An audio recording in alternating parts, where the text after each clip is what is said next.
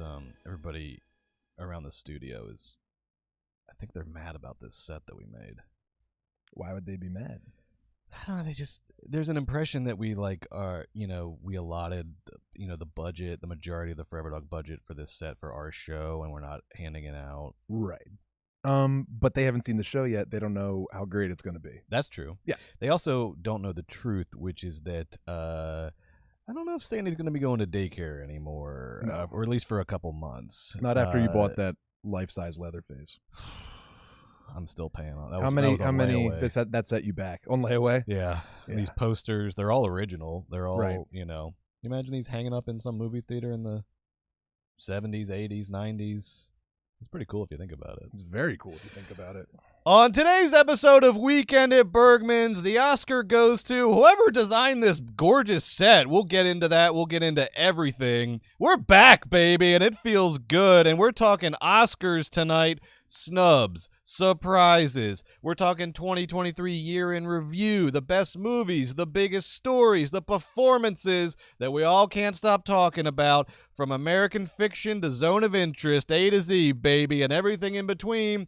Plus, we have some very big announcements. You're going to want to stay tuned for those. Joe, my friend, are you ready? Born ready, Brett. Then roll that theme song.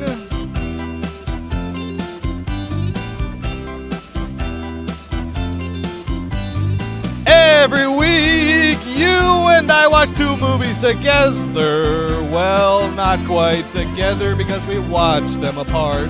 You at your lovely house and me at mine. Whoa, every week we watch the same two movies, except this time we watched about 200 movies. But how do we choose these 200 movies? That's the question on everybody's mind. Well, some are brilliant, beautiful works of cinematic art, the height of the medium, and others are more mainstream. I'm talking popcorn, baby! Hollywood endings, fun! What happens when we watch them back to back? And we have to say which ones we like better. And we have, and this is the key, to be honest.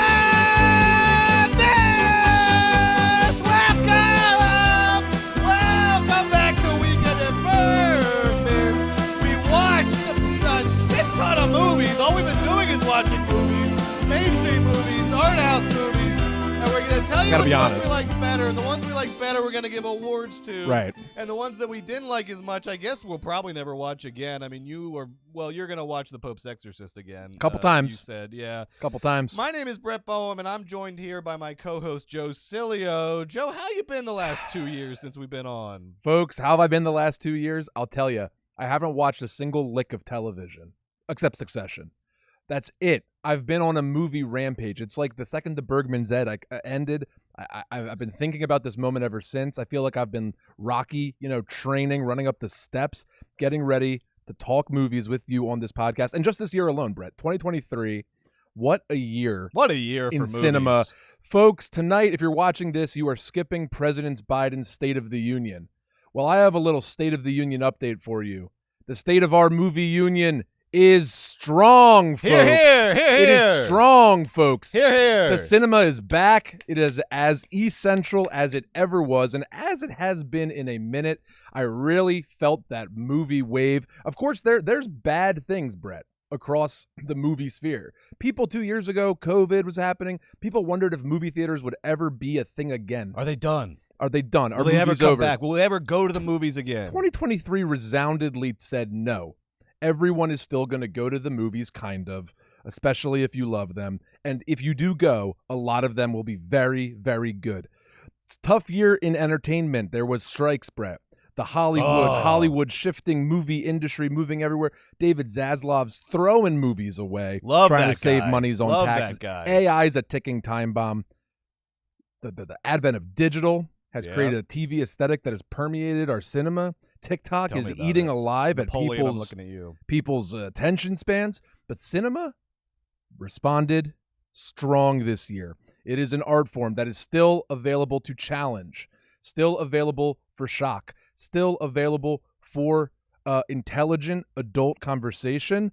And this is the first time I'm hearing this speech, and I agree with every thank word you of very it. much. I agree with every word of it. The cinema this year was sexy. Bringing sex back into our art, into our cinema is important. This year's cinema was international. We had people from all over the world making movies about people from all over other parts of the world, making movies about all different types of people. And we also have a cinema not afraid to interrogate, right, and push back upon violence, genocide, all the whole host of our moral ills. I mean, it's very, very exciting times. Great year for queer cinema. Great year for women in cinema. It just and I couldn't be more excited to talk about those films with you than tonight, Brett. Just before we move on, and we get into our first nominees.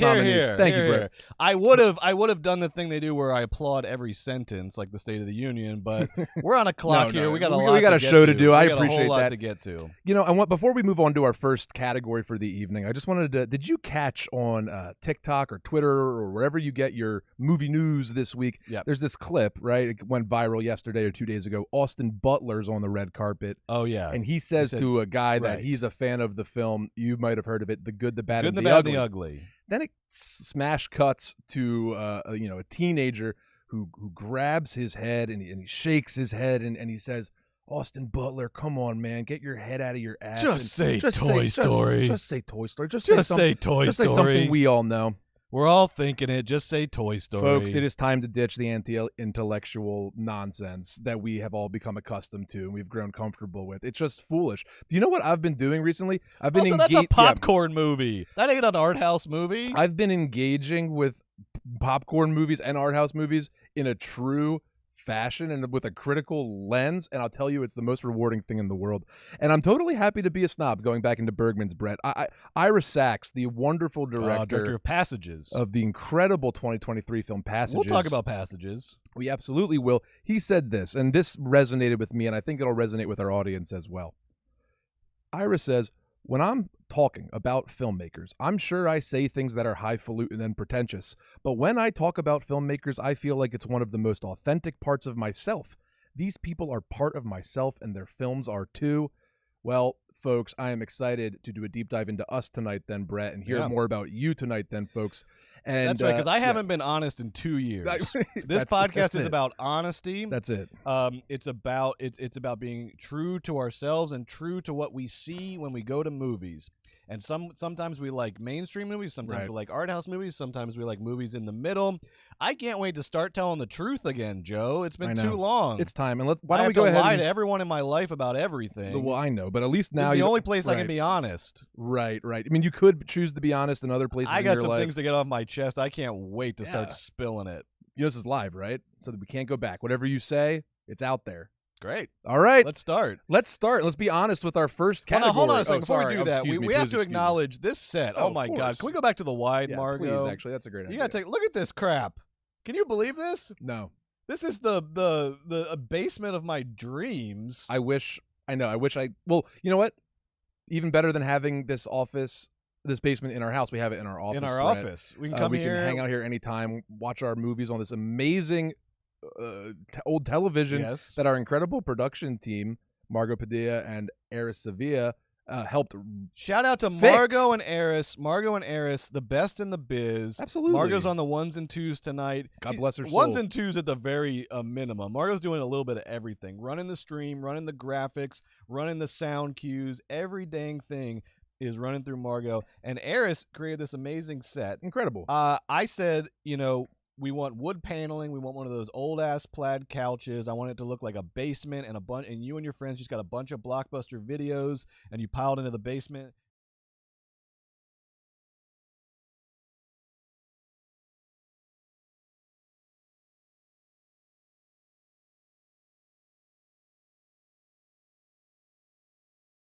Vibes. And this is our new home. This is where we're going to live. And this is not the big announcement, though. We have an even bigger announcement than this gorgeous set that we created. But this is where we all get to hang out now. You get to join us here. We get to hang out here. We're going to be doing this every Thursday night. We'll get into more of that later. And this is, I can't believe it. I just feel so at home here with that Super Vixens poster and Incredible. that French cliffhanger poster and my old pal Pinhead right here And behind me. Shout out to my Pinhead, the great and powerful Brett Davis, who's here helping us this evening with our graphics. I mean, it's going to be an amazing show, folks. We're so glad you're here with us talking Oscars, getting prepped. The Oscars, Brett, they're a couple days away. It's on Sunday.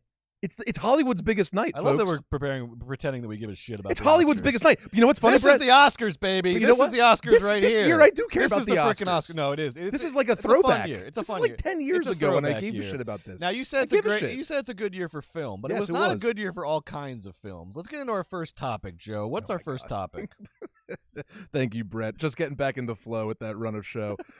Folks, though it was a great year for cinema, it was not a great year for a particular type of cinema. Wah. Folks, this year we saw the decline of the franchise film, the superhero movie, the sequel blockbusters, and we had new life with original cinema, of course, famously, which we'll talk about later with Barbie and Oppenheimer leading the financial charge. Right. Brett, Yeah.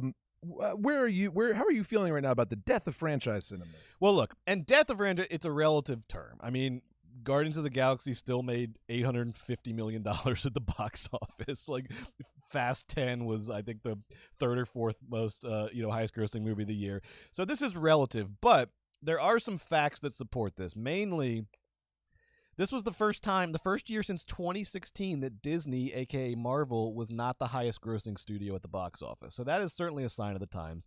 Universal was the highest grossing studio thanks to Oppenheimer and Super Mario Brothers mainly. And there were a lot of franchise movies that came out this year. Aquaman, The Flash, Guardians of the Galaxy, Ant-Man and the Wasp, Fast 10, Mission Impossible, Dead Reckoning Part 1, Hunger Games, The Marvels, Transformers. It was a big year for franchises, but if you go and look at the box office list, it's not like it was the past 5-10 years where the first 10 movies are all superhero franchise movies. There was a lot more variety in what people were going to see and what people were paying to see. And I attribute that to a couple things, Joe. These are just my personal opinions on this, and I'm kind of a cranky old man at this point. So this is a cranky old man's take on why the franchises are declining. A couple things. Number one, they burrowed so deep. I can't even watch these freaking movies now if you don't have a PhD in the lore of Marvel comic books and even Fast and the Furious. I told you I tried to watch a recent Fast and the Furious, the one before this one, and I was like, wait, what? I literally have to go see the last 3 to make sense of this. There's Tom. Look, Tom is not a part of this, okay? Tom finally got to Emma. This is in no way a criticism. Right. Remember when I shouted out Brett Davis not 3 minutes ago, and he does us dirty like that right out of the gate. This has nothing to do with Tom. Tom, look, that was the best moment in any franchise movie this year was Tom and Ant-Man and the Wasp. I don't know. Indiana Jones went back to the Roman times. Indiana Jones, I couldn't even see it. It was so dark. So basically, I think the franchise movies burrowed so deep into lore, into Easter eggs, into Comic-Con culture that these movies became impenetrable for the average viewer. They became very difficult to watch and get into. And they also started doing this thing. I hate this, Joe. Mission Impossible. I love Mission Impossible, but they played this dirty little trick on us this year. When I go to the movies, I'm not watching a TV show. I'm watching a movie. So it needs to be a complete movie. If I go to a movie and it turns out to just be a setup for a sequel, and yes, I know it's in the title, Dead Reckoning Part 1, but just because you're telling me you're conning me, that doesn't mean you're still not conning me. I'm talking to you, Mission Impossible. I'm talking to you, first Dune. I got to the end of that Dune, I was like, oh, that was just, okay, so it's just the Act 1 of the like, what the hell? I need, even if you're doing a franchise and sequels and trilogies, I need a full movie, okay? I need a complete movie from you, okay? Mission Impossible's playing that. They literally do a cliffhanger at the end of the movie. This ain't a Breaking Bad season finale. This is a damn movie. I need an ending. That's right. All right?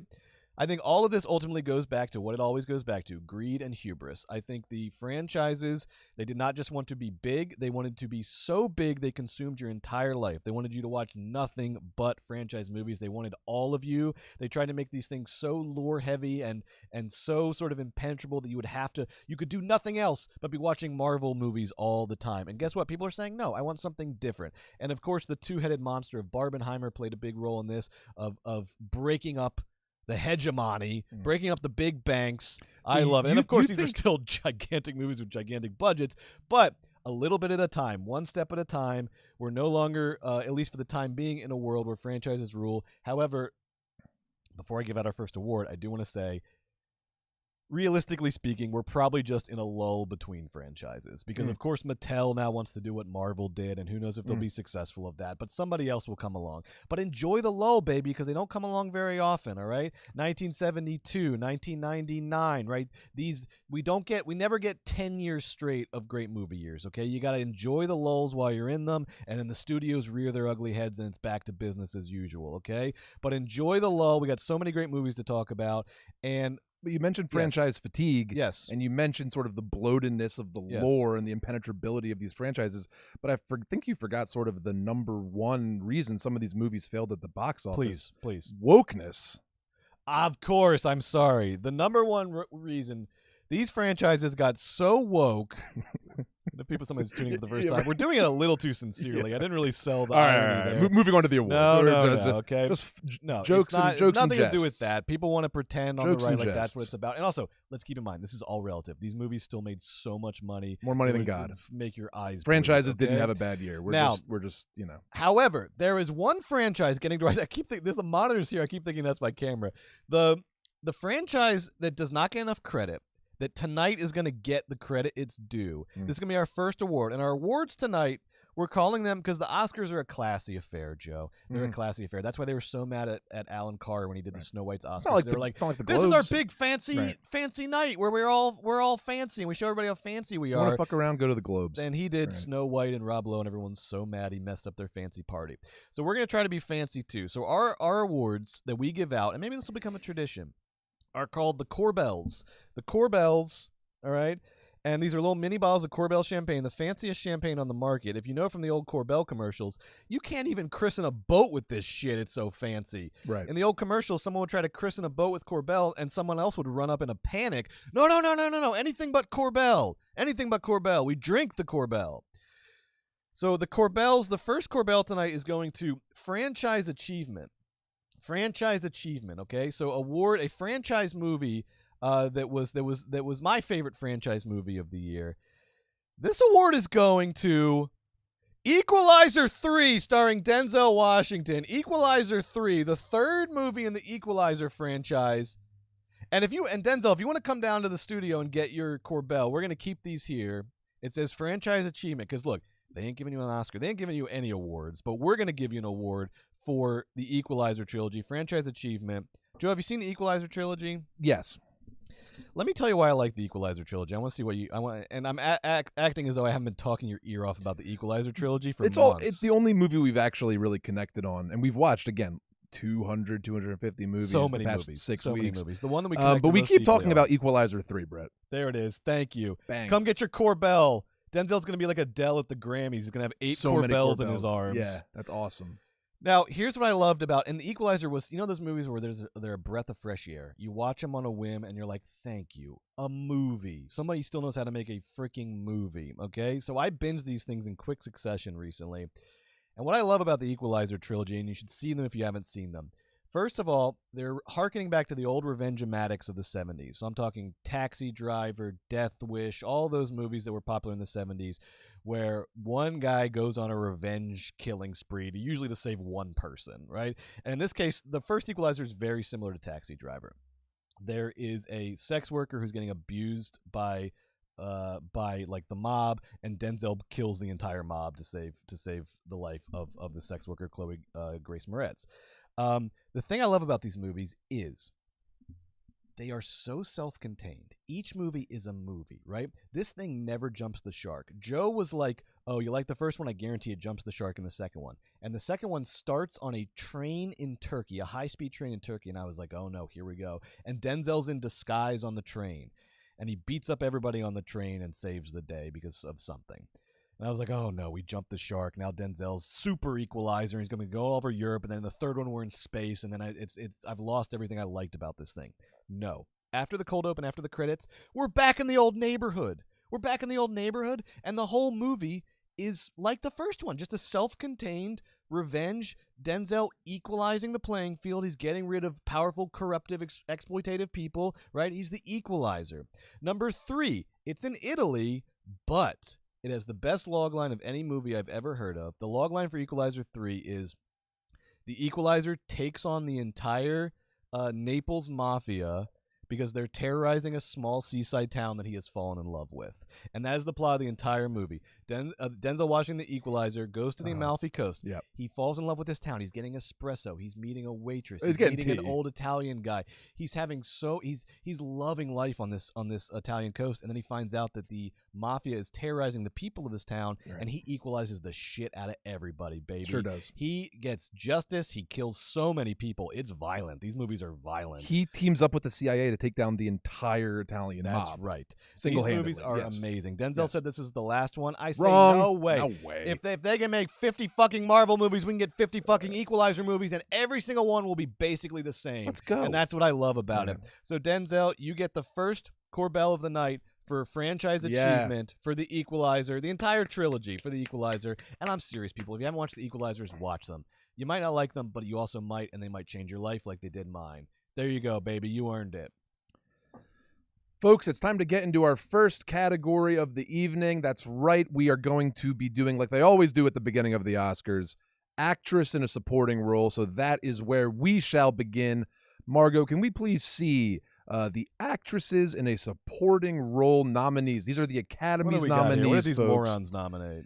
These guys and gals went ahead and nominated Emily Blunt in Oppenheimer, Danielle Brooks in The Color Purple, Okay. America Ferrera in Barbie, Jodie Foster in Nyad, and Divine Joy Randolph in The Holdovers.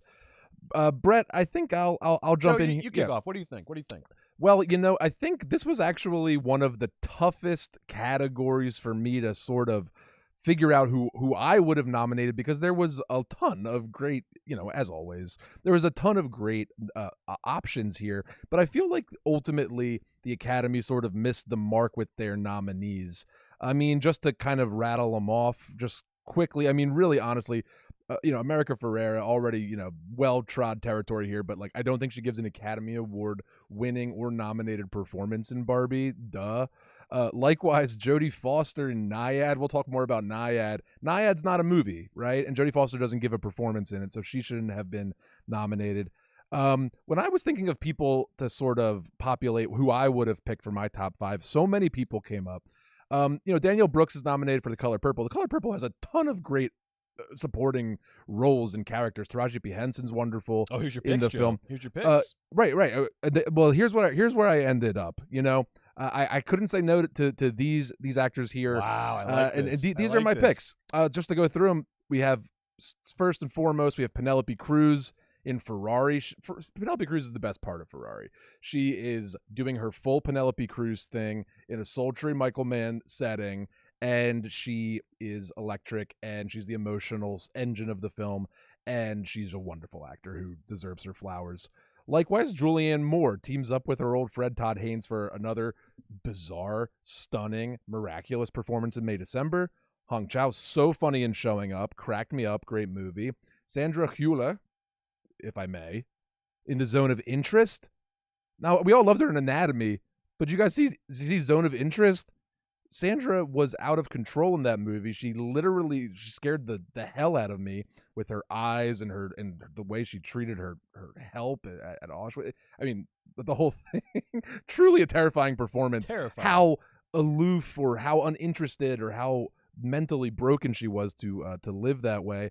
And then finally I had to include someone from Color Purple, and it had to be Danielle. She stole every scene. She sings, dances, and acts. These days we used to be like, oh, it's a singing part for the Oscars.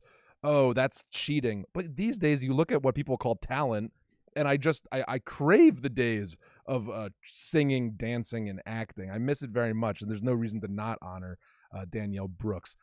So if I had one nominee in common. Yep, I only had one nominee in common. only Danielle one Brooks with Danielle Brooks. Yeah. With the Academy. There was other people. Tilda Swinton's scene in The Killer was great. Sigourney Weaver was great in Master Gardener, I thought. But those were my 5.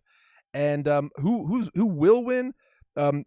It's Divine Joy Randolph's race, folks. I think she gives a lovely and charming performance. I am not trying to shade her in any way. I just think ultimately that the other people I mentioned gave more, I don't know, expanded or interesting or funny performances. No shade at all. She will win. Well deserved. Congrats. But my winner would be Penelope Cruz, Brett. I would have to vote for Penelope as my best supporting actress of the year. She was incredible in Ferrari. There were a couple snubs that are mystifying.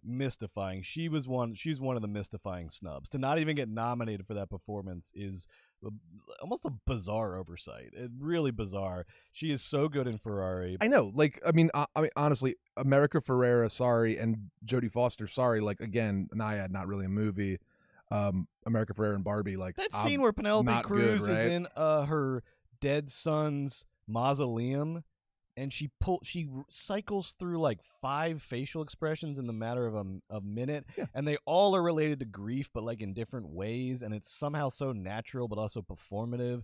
That Penelope Cruz in Ferrari is stunning. Penelope Cruz in any movie is always amazing. I have no idea how this big movie, Michael Mann, Ferrari, Oscar bait. I just have no idea how they missed Penelope. What are they doing? What are they thinking? Who do you have? All right, so I agree with you on a lot of my 2 big snubs were Penelope Cruz and Julianne Moore. I cannot believe they were not nominated based on the performances they give. Agree with you. Look, Jodie Foster and Annette Bening are incredible. Annette Bening is my favorite actor of the 21st century. Nyad, what's happening there? It was just nobody was really trying in the movie. That's fine. We could have movies like Nyad, but why are they getting nominated for Academy Awards? I don't get it. That being said, Annette Bening desperately deserves an Academy Award. If she gets it for Nyad, that's fine. She's not going to. Doesn't deserve it. My picks. Yeah. Let's see my picks. What do we got here? Okay. A lot of similarity here. I also have Penelope Cruz in Ferrari, Julianne Moore in May, December, Sandra Hüller in The Zone of Interest. We love Sandra. I have it clicked out for me, Margot. 1 second, we'll get it back up here in a second. I believe I had Vanessa Kirby for Napoleon. You did. Vanessa Kirby for Napoleon. There we go. I'm going to be talking about Napoleon a lot. Napoleon was one of the last, to be fair, it was one of the last movies I saw before we did this. I was kind of saving it because I was like, it's probably a run-of-the-mill historical epic, one of, every third Ridley Scott movie, he kind of phones one in because he makes so many movies. I was stunned, not so much by the filmmaking of Napoleon, but by the performances of the 2 leads, Vanessa Kirby and Joaquin Phoenix.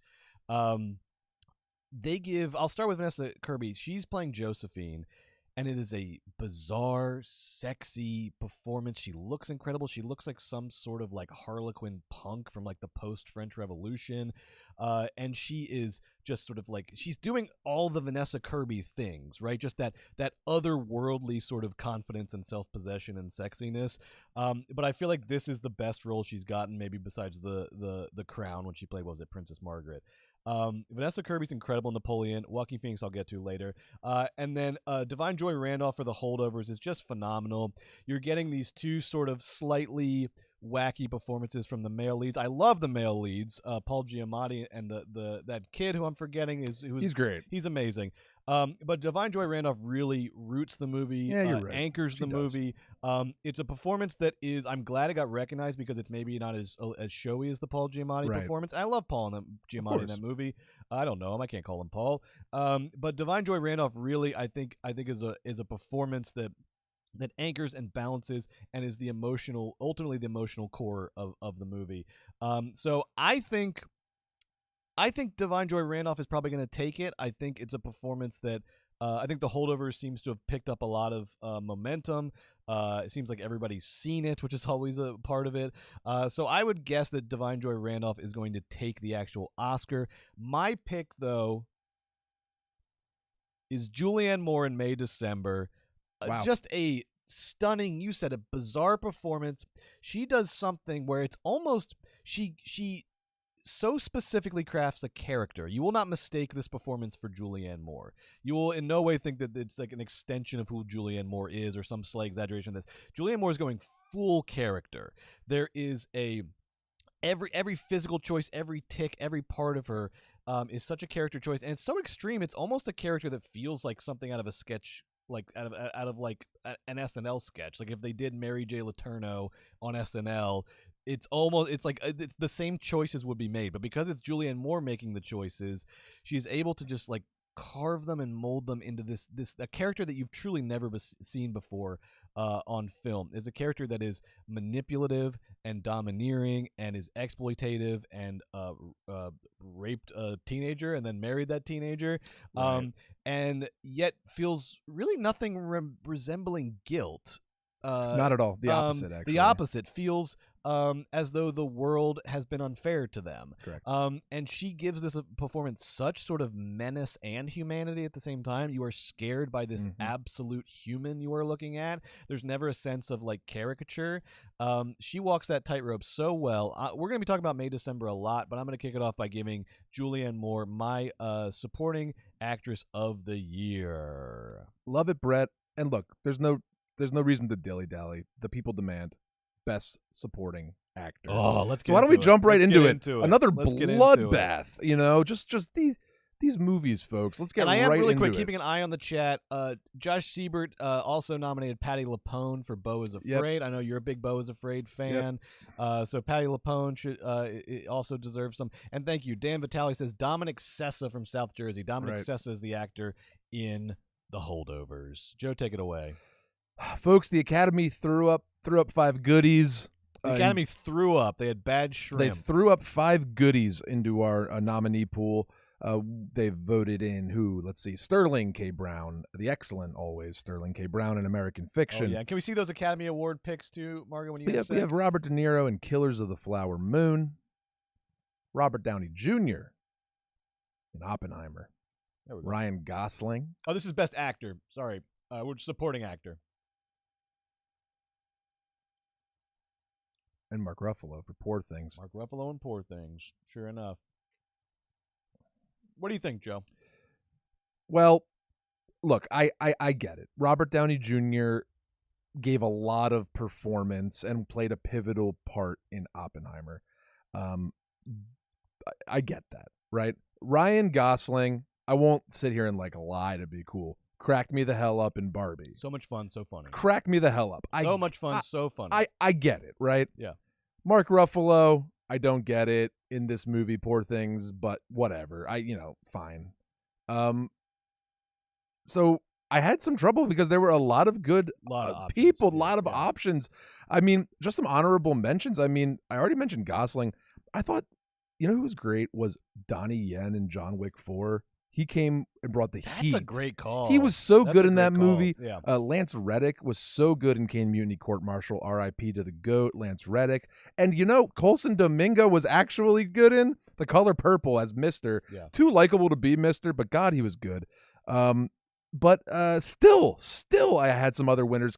Margaret, can we throw up who I was thinking about this year for my nominees what does Joe for Best have? Supporting Actor? What's going on in that little brain of his? What? Here they are, folks. The show has started. Now we're talking. I thought long and hard about this. Here's the 5 picks. Here's the 5 best supporting picks for Best Supporting Actor.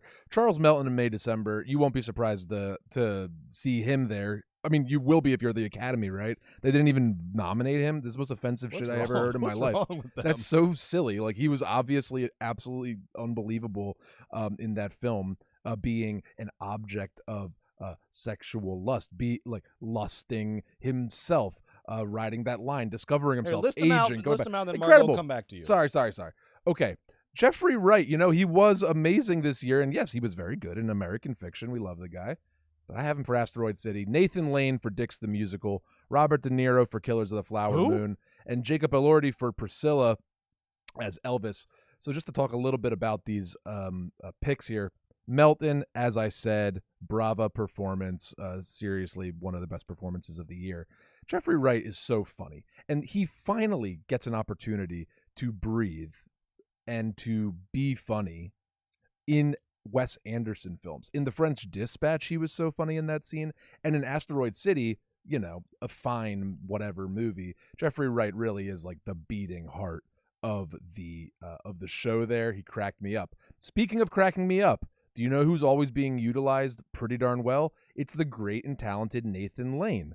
I've nominated him here for Dix the Musical. You might have loved him in Beau is Afraid, but this Nathan Lane still brings it. Not only is I'm not always just happy to see him, he's also still got it in spades. And my God, do they use him to terrific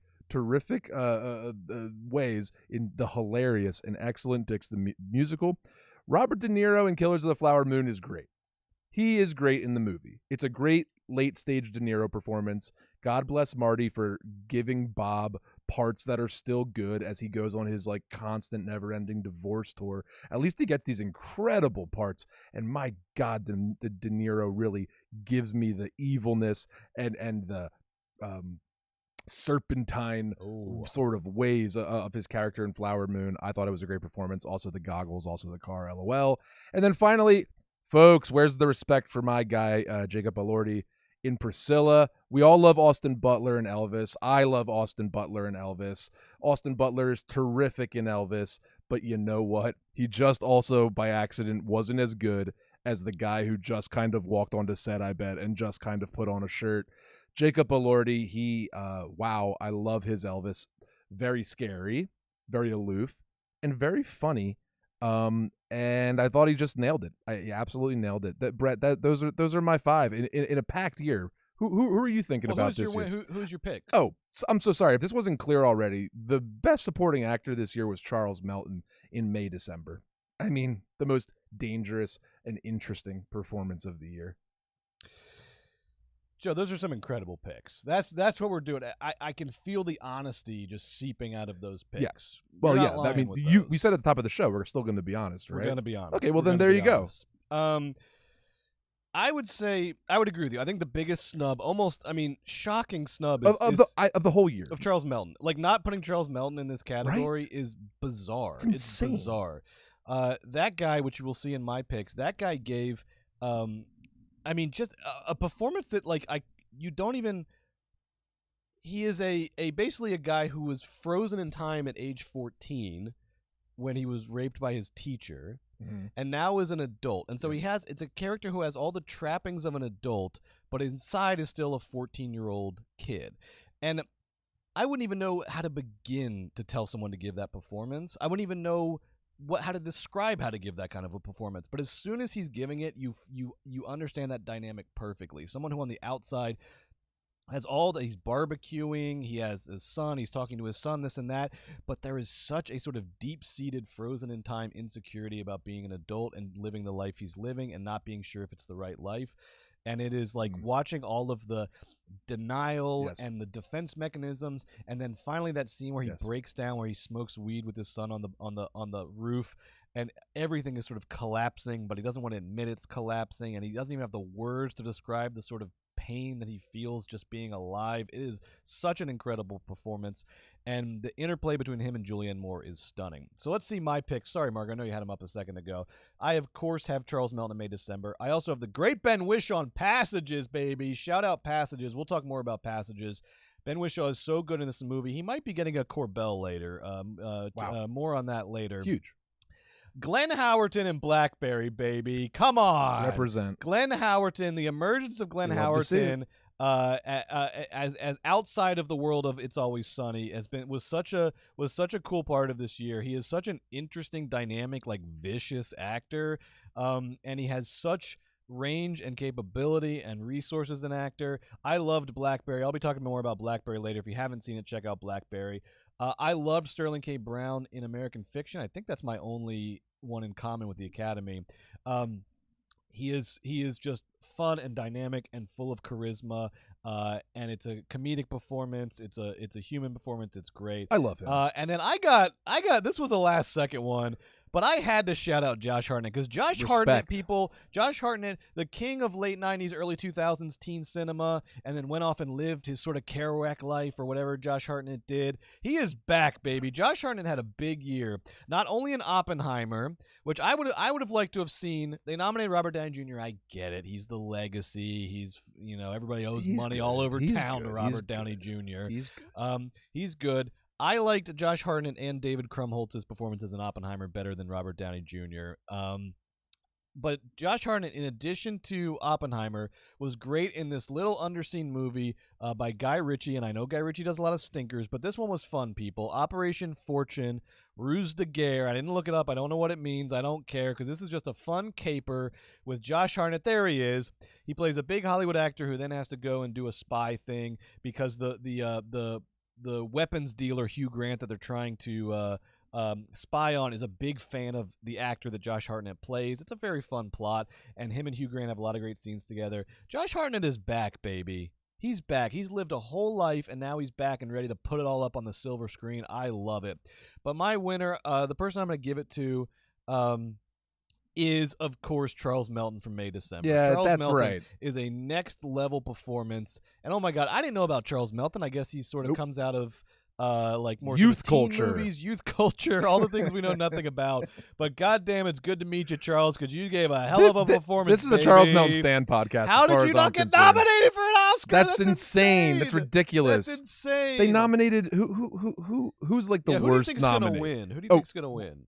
Oh, I think Robert Downey Jr. is going to win in a gosh darn landslide, Brett. Robert Downey Jr. Yeah, I think so. Right. Even after he used his Screen Actors Guild win to. His entire speech was about how we should give Mel Gibson another chance. He was? You didn't see No, that? now he's definitely going to win. Robert Downey Jr. decided to use his Screen Actors Guild. I think it was the Screen Actors Guild. The Screen Actor Guild win to say that how we've been really mean to Mel Gibson. Jesus. It's time to forgive him and give a second chance. These guys are out of control. What about fucking Hacksaw Ridge? These guys are out of control. What about all the movies he does all the time? He does plenty of work. He works all the time. No, we don't. It wasn't a temporary lapse of judgment. The guy is like dyed-in-the-wool anti-Semite racist misogynist. That's like his thing. It's like his brand. Most famous thing.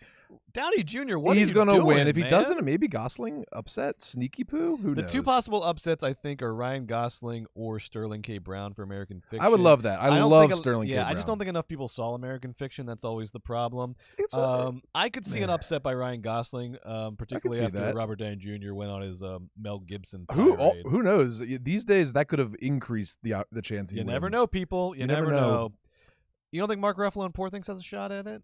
Who gives a shit? I can't. I'll get the Poor Things. We'll get later. the Poor Things later.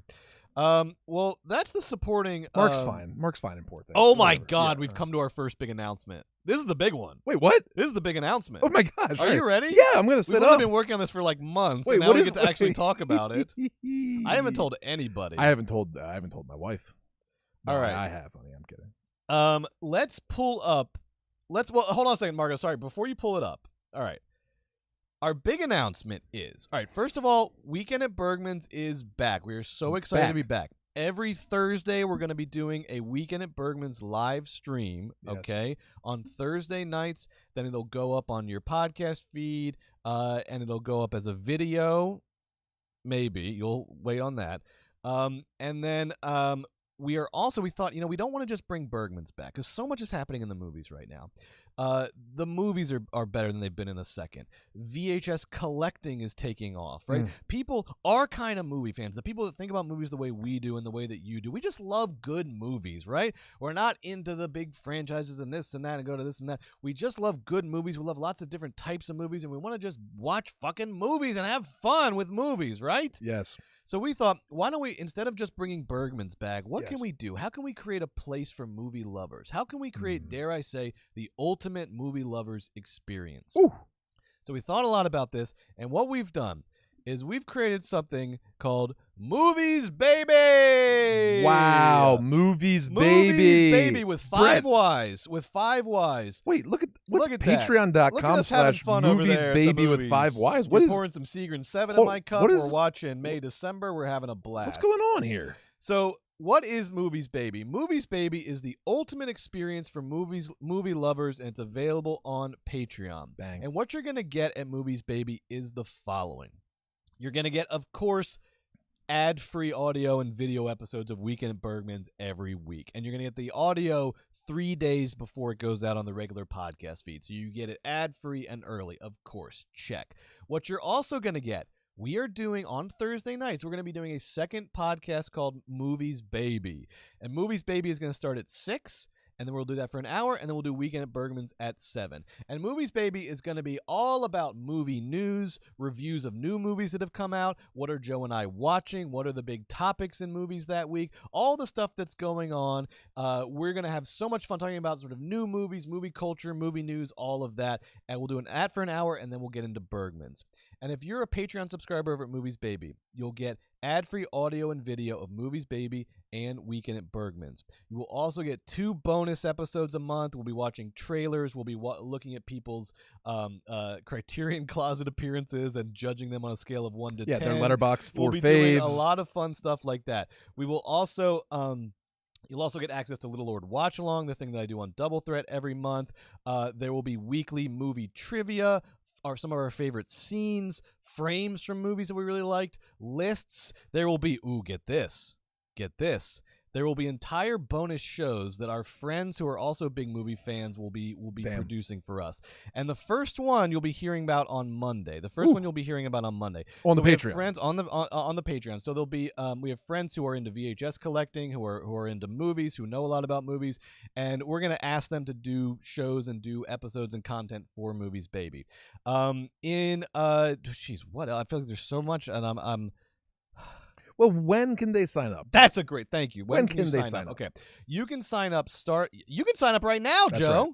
You can sign up right now for Movies Baby. You go to patreon.com/moviesbaby with 5 Ys. 5 Ys, not 4, not 6. No, 5 Ys. 5 Ys. You go to patreon.com/moviesbaby. You sign up. The ultimate movie lovers experience is $10 a month, and I'm telling you, we're going to pack this thing full. All right, we're going to pack this thing. We're just constantly going to be thinking, what can we do for our movie lovers? What else can we do for our movie lovers? What other fun things can we do? Right, and that's all going to be in the $10 tier. We also have a $5 tier if you just want ad-free podcasts, early release podcasts. If you're just a podcast person, we have a $5 tier, and then if there's any Daddy Warbucks out there, or Mama Warbucks, we've got a $25 executive producer tier. You'll get everything plus a signed gift from me and Joe, and we'll put your name in the credits as executive producer of all of our shows on Movies Baby. Thanks. All right? So, the one that we would recommend, start in, see if you like it, is there it is, the $10 tier, the ultimate movie lover experience. I'm telling you, people, this is going to become my entire life. All I'm going to do is day and night, I'm going to think about what can I do for my movie lovers on Patreon? What can I give them? Who can I reach out to? Oh, interviews. We're going to be doing bonus interviews with character actors we love, directors, like we did previously on Bergman's. We talked to the writer of 9 to 5. That was freaking cool. We're going to go out and find people from classic movies, Hollywood, writers, journalists, and we'll do interviews. That'll go up there. All Joe and I are going to be doing 24 hours a day is thinking, how can we give movie lovers shit that they love? That's right. That's all I do anyway, is watch movies. I figured we can talk about them, and then I figured, hey, why just limit it to us? We need to give the gift of movies to everyone. I want to hear everyone's movies opinions. I want a movie community to rise up and to take over the country. Yes. Is like the long-term goal. But for starters, we're going to do video Patreon episodes for Bergman's. So, folks, 9 p.m., 6 p.m., 9 p.m. Eastern. 9 p.m. Eastern. 9 p.m. 6 p.m. Eastern. Every Thursday night, Every you're going to Thursday. be going onto YouTube, or you're going to go onto your Patreon, and you're going to watch Movies Baby. This is where it's happening. We're talking about This is where the it's movies happening. every single week. On this set. On right this here. set, that's right. This is where we all. This And is where it then all happens. you go bathroom, you get a cup of coffee, you come back, Yes, because then step by at step. 10 p.m. Eastern, 7 p.m. Pacific, we are bringing you Weekend at Bergman's every single week, folks, and more on that later. I'm gonna reach out to all these cool companies that do cool like film merch and do like limited edition release DVDs and VHSs. I'm gonna be reaching out to all these companies. I'm saying, hey, can we get a discount for Movies Baby patrons? Can I get a discount? Can I get a discount? Can I Always. get discount codes? I'm gonna be getting you discounts all over the place. I'm telling you, this is my life now. I'm gonna do whatever I can for my movie lovers. Yep. Please sign up for the Patreon. We gotta pay for this goddamn set. That's right. I mean, I don't know. We are so excited for the shows, and I hope that you join us on them, and I hope that you're enjoying this show right now.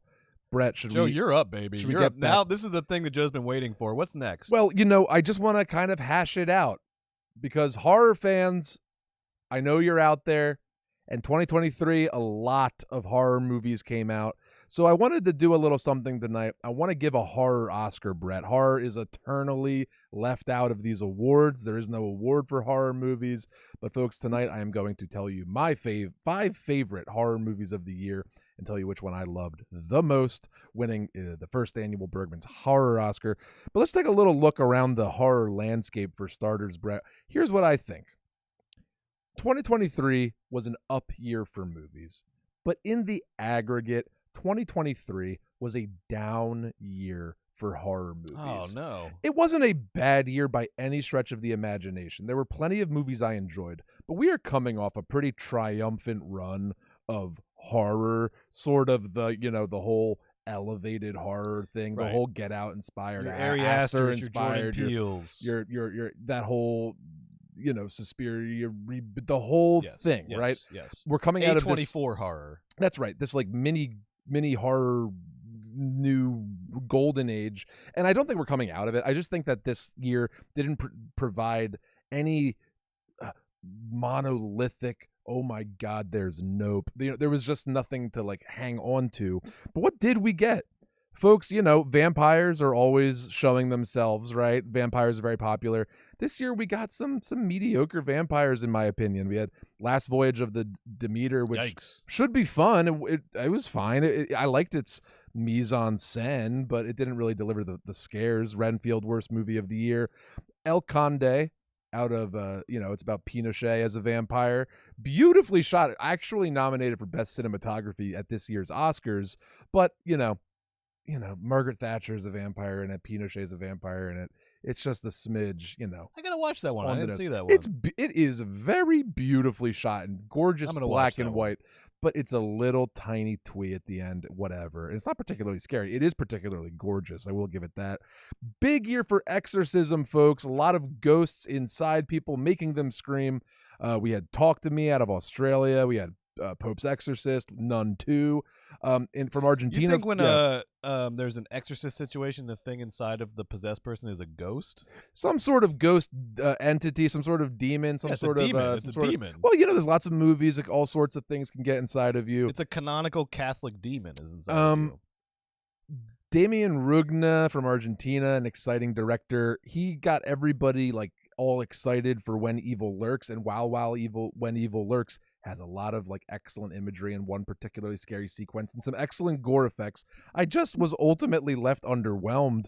So I was looking around. I said, "Where's my Ari Aster?" There's always those movies that like it's like, oh, everybody at Sundance shit their pants and they were crying, they were so scared, and then by the time it makes it to theaters, it's like this. And it wasn't bad. I guess I just suffered from expectations. This year. Right. Aster went off and made Beau is Afraid, which isn't really a horror movie, even though we'll talk about it later. M. Night Shyamalan had Knock on the Window, or Knock on the Door, or wherever he's Knock on the Cabin Door. Knock on the Cabin Door. Fine. It was good. The pervasive like fear of mine is that people love that horror is cheap to make and it makes a lot of money. But I'm afraid that cheapness is just sort of translating in lots of horror films into our muted, digital, soft focus television aesthetic, which was essentially making a ton of the films this year borderline unwatchable, not a cinematic notion in them, just sort of checking boxes. I'm of course talking about loser movies like No One Will Save You, flat, cold, drab, Cobweb, Scream 6, even Evil Dead Rises and Totally Killer. Photography and cinematography are part of filmmaking. I will encourage horror fans to spend some money on the background and use a deeper focus lens or do something interesting or do something cinematic. Wait, so what are your camera. top 5 though? Well, why don't we go ahead and get into it? Margo, can we go ahead and throw out my top 5 horror movies of the year? Bad horror movies. Whoa, here we go. Folks, here they are, the 5 best horror movies of the year. I know what you're thinking. What the this guy even know about horror? Yeah, I do. And guess what? I watch all the movies. And guess what? These were the 5 best. Starting with Saw 10. Was it the best Saw in the world? No, that's of course Saw, and then Saw 6, and then 10. But I've seen all 10 Saw movies, and you know what? It's just so great to be back at the movies. I love the way they saved the franchise after Spiral, and now we're just going to get 100 more Saws. Like, God bless, God rest. What disgusting shit's happening to this guy in this photo here? Someone's going to piss into his eyes, I think, down those tubes. No, something worse than that. I forget. Like put little rats in there? They chew his eyes out? It's got to be worse than that, right? Then number 4, I had the YouTube Bro, the Filippo Bros. Oh, I love Talk to Me. The wonderful movie. Talk to Me. I couldn't believe this was a first feature. It's just so like confident and scary, and these guys really know how to pack a fright in. These guys were making like clickbait videos on YouTube for years. God bless Talk to Me. They're a couple of auteurs. These brothers from Australia. If you haven't seen Talk to Me, watch Talk to Me. It's so damn good. It's scary and tight. Good. It's like it feels like a 5th or a 6th movie, not a first movie. The hand really works as like a central piece of horror iconography. Wonderful movie, great job. Now, the first true Gen Z horror movie. Sorry, Bodies. Talk to Me is the first true Gen Z horror movie. I loved it. I don't know. I mean, Bodies did exist, and it did come out before, and it is good. 3, look, it was all right. 3 is going, is where I've lost you, but guess what? I don't give a poo if I lost you or not. The Exorcist Believer, David Gordon Green's much maligned reboot of the Exorcist franchise. Guess what, nerds? It's actually really good. And I'm sorry that it isn't, the goriest movie of the year. I'm sorry that it isn't the most, didn't remind you of the Exorcist the whole entire time. Great performances by Leslie Odom Jr. anchoring the film, and Dowd in being the Exorcist. Love Ann Dowd. Dude, the movie is an awesome way to, it's a shame we're never going to get to see the next 2 of these films, because David Gordon Green is sort of like reprocessing how religion and spirituality operate in today's world, and how we can continue to have, exorcisms that aren't 150% Roman Catholic, and that's part of it. I love David Gordon Green. Everybody hates his Halloween movies, but and I have tons of parts that stink and tons of parts that are good. The man understands composition, he understands texture, he understands editing, and he uses it to great effect in Exorcist Believer. It's a shame. It's a shame that everybody hated it. It's a shame we're not going to see another one. It was slower, it was patient, it was very beautiful and very cold, and it was very like engrossing to me. Number 2, Eli Roth. It's time to show Eli Roth respect. Was Thanksgiving Eli Roth's best movie? No, it was probably his 4th or 5th best movie. But it was the 2nd best movie this year, and I cannot wait to see Thanksgiving 2, 3, 4, 5, 6, 7, and 8. I hope I get to make Thanksgiving 8. I think John Carver going to Plymouth for a slasher pick is genius. Turning people into turkeys, fun. It delivered on the promise of his Grindhouse trailer, and though it had sort of a bit of a, I don't know what the right word is, like aesthetically wasn't the most creative, the scares worked, and just the whole gestalt worked. Why isn't there a horror movie about Thanksgiving? Thank you, Eli Roth. I flipping love it. I will be watching it again. But folks, really the only movie I see sort of escaping 2023 and sort of floating up to, one of the best horror movies of the decade is Brandon Cronenberg's Infinity Pool. Guys, I'll be honest with you. Nepo baby alert. Oh, please. I was afraid to watch this movie because of what Brett just said. Okay, fine. Brandon Cronenberg, David Cronenberg's kid. How good could this possibly be? Mixed track record. How is he ever going to be his father? How's he going to, you know what?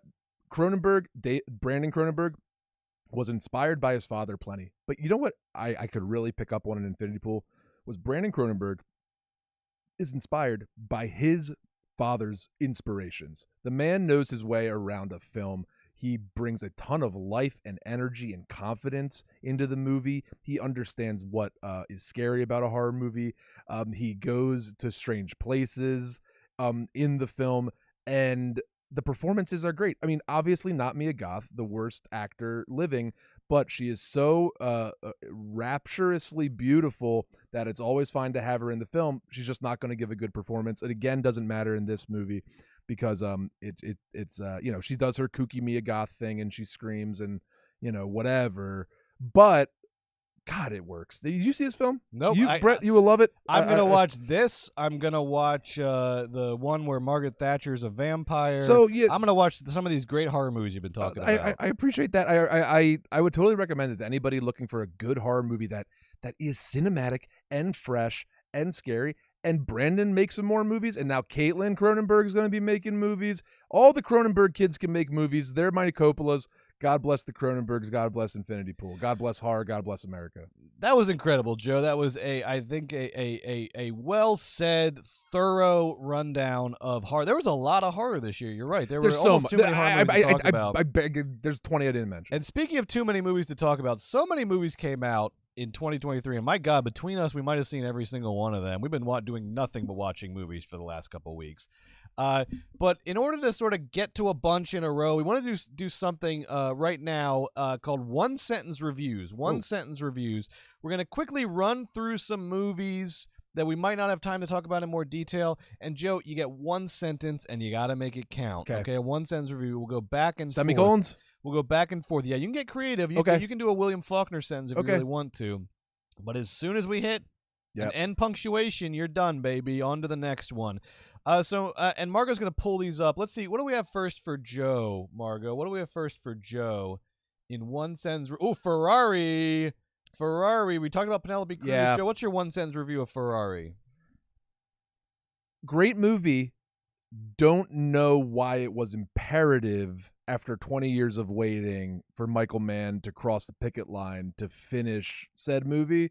I don't understand the urgency, why this film for Michael Mann had to be made, why this story, why this sliver of Ferrari's life. I don't know. That is my Faulkner sentence. Sorry. Yeah, that was like 3 sentences. I'm warming up. Okay. Warming up. All right. Mario, what do we have up for me for the first one sentence review? But he did cross the picket line to finish Ferrari. What a weird he had some it's weird. need to finish Ferrari. I think Ferrari's great. I like Ferrari. Ferrari's cool. Great. Ferrari's cool. I don't know why this story had to be told. I guess literally Michael Mann just wanted to do the car crash. That car and crash he did the car. He did the heck out of the car crash. Napoleon. Oh, Napoleon. I already said I love the performances. Yeah. I love Napoleon. And if it had been in a more vivid, Technicolor, almost garish color scheme, if the colors had been more vivid and not the drabbest fucking David Fincher filter I've ever seen in my life, why has that become synonymous with art house filmmaking? This drab, muted colorscape. It's an insane movie with all these war and violence, and Napoleon is weird, and there's big reds and blues, and it's France post-revolution. Give me freaking Technicolor, baby. I want to feel like almost like the color of velvet. You know, I want to feel real thumping freaking Technicolor. If it had given me a real color palette and not a damn David Fincher color palette, this movie would have been in my top 5, but it didn't, and it's not. One sentence reviews. These are with Joe and Brett. These are one sentence reviews. I'm going to go for one sentence this time. Reviews. What do I have next here? Do you got? What's it going to be? Come on, give him a good one. Oh, spin that wheel. The wheel of fate. Oh, what's Joe going to have to give? Only one sentence. Naiad.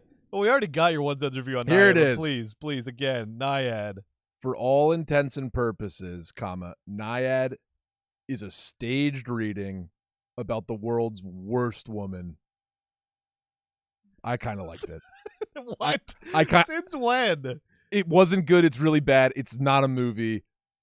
There's something just charming about those two actors. The lines that they made my queen Annette Bening say in this movie, I swear to God. At one point, Annette Bening says, "Poetry? I've always hated poetry. Just say what you mean." Like, besides Cobweb, I think this might have been the worst movie, that I watched. But one sentence review was said. I said my one sentence. The jury stands. Annette Bening deserves better. Jodie Foster deserves better. If they were well paid and it was a sort of vacation because it takes place in Venice? They walk. Guys, who knows if they read the script before they shot? But they're just really good at acting, so like they can just pull it out of their butts. But woof. Okay, next. And that deserves better. Give her an Oscar at some point. I'm actually thinking about doing a good movie in the next 20 years. What's up? What are you talking about? She doesn't know. We'll save it for movies, baby. Okay, yeah. What do I got? What do I got? What's next for me? Let's see. Come on, give me a good one. Preferably something I've seen. Oh, The Taste of Things. Okay, The Taste of Things. Oh my God, The Taste of Things. All right. Yes. I was preamble to the one sentence. I was really looking forward to The Taste of Things because the actor, the kid who was in The Piano Teacher years ago and then became like the biggest actor in France. Oh my God, I'm forgetting his name. But he and Juliette Binoche were married for a long time and then separated, and now this movie is reuniting them. I was very excited for The Taste of Things. And it's a food movie, one of my favorite genres. My one sentence review of The Taste of Things. Yeah, go for it. That hot guy from The Piano Teacher has entered his Gerard Depardieu phase, and he spends the entire movie coughing and sweating all over the most delicious French food you've ever seen in your life. But somehow Juliette Binoche is the one that dies, which is a spoiler, but I don't care because I expected so much more of The Taste of Things, and I was thoroughly disappointed. That felt like one sentence. That was the closest we've got. Yeah. Even though it was not one sentence. I'll try very the hard. Whole movie, Joe. I'll try. Whole movie. Juliette Binoche making the most delicious food, and this guy. The French are vile. I don't know what to tell you. Let's see what my next one sentence review is going to be. What do we got for Joe? Give him a good one. Give him a good one. Maestro. Oh, no, Maestro. Oh, no. Okay, Joe, one sentence on Maestro. What do you got? Bradley Cooper lied when he said that he would rather the Eagles win the Super Bowl than he win the Oscar. He wants the Oscar so bad. He wants it more than he wants the Eagles to win the Super Bowl. He wants it more than Leo and the Trust Revenant. me, folks. He wants it so bad. But that's all I'm going to say. All right, Brett, your turn. That's my one sentence review. All right. What's up? What do I got? We'll do one more. Let's do one more.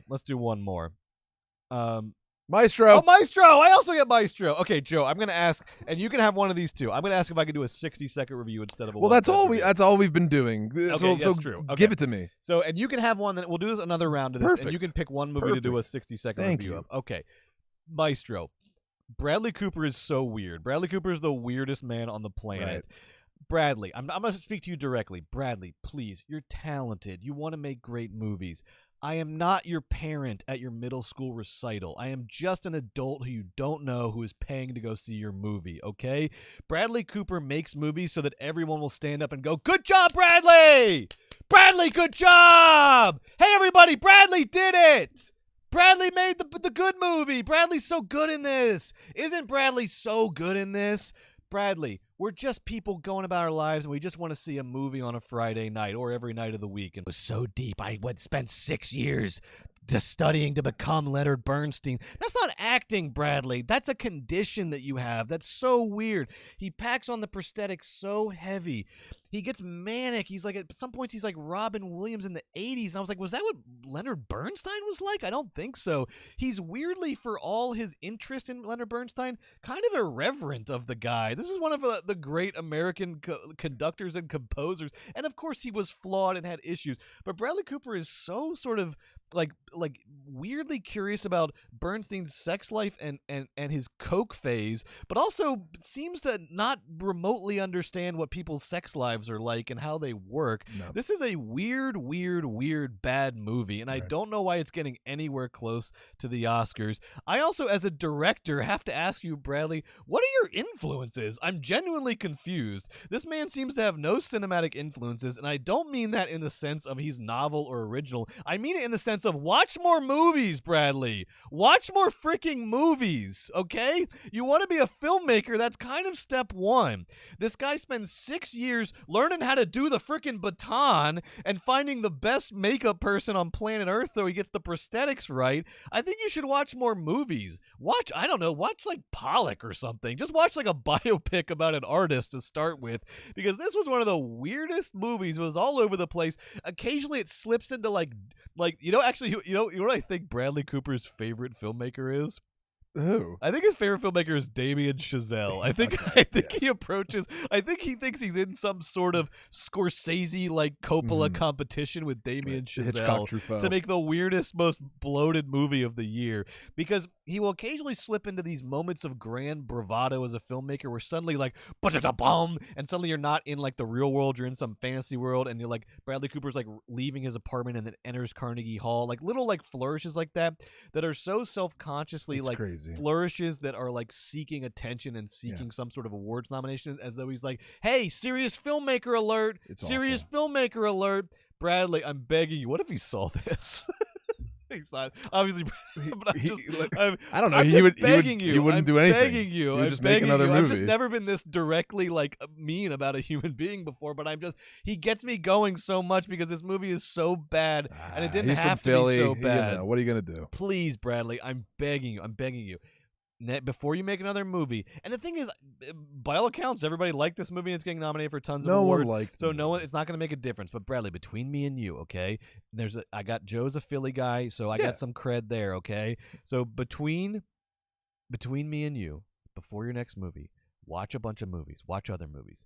Take yourself out of the equation a little bit, okay? Maybe do what Ben Affleck did. Direct one movie that you're not in, right? Do a Gone Baby Gone. Direct a movie that you're not in. My pushback would be just act in a movie that you don't direct or write. There you go. Because like, it's not that he's not charming or like talented. It's that you could tell he's like running around like a chicken with his head cut off, trying to bite off way more than he can chew with his miserable script that goes nowhere. It was the same feeling his I had. heavy-handed direction. Speaking of Damien that's Chazelle, the same feeling I had about Babylon last year. And I know some people like Babylon. That's great. That's great. I didn't hate Babylon, but I had the same feeling of Babylon where I was like, oh, I don't think you're here yet. Like there's like this big, like they're trying to cash this big auteur check with one movie, and it's like I don't think you got the skills to pay these bills, baby. Not Damien, not Bradley, but maybe one day just watch some more movies, take a break, take yourself out of the equation.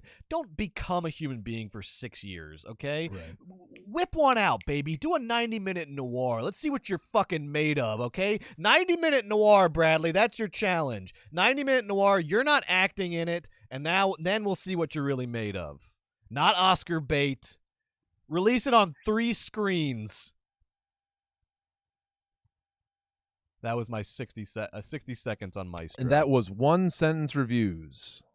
There's so many scenes in Maestro, sorry, real quick, that are like, they do those scenes where it's like, aren't these people from the 50s charming and fun? And aren't their parties just such a gas? May I? And I'm like, no, they aren't, and no, they aren't.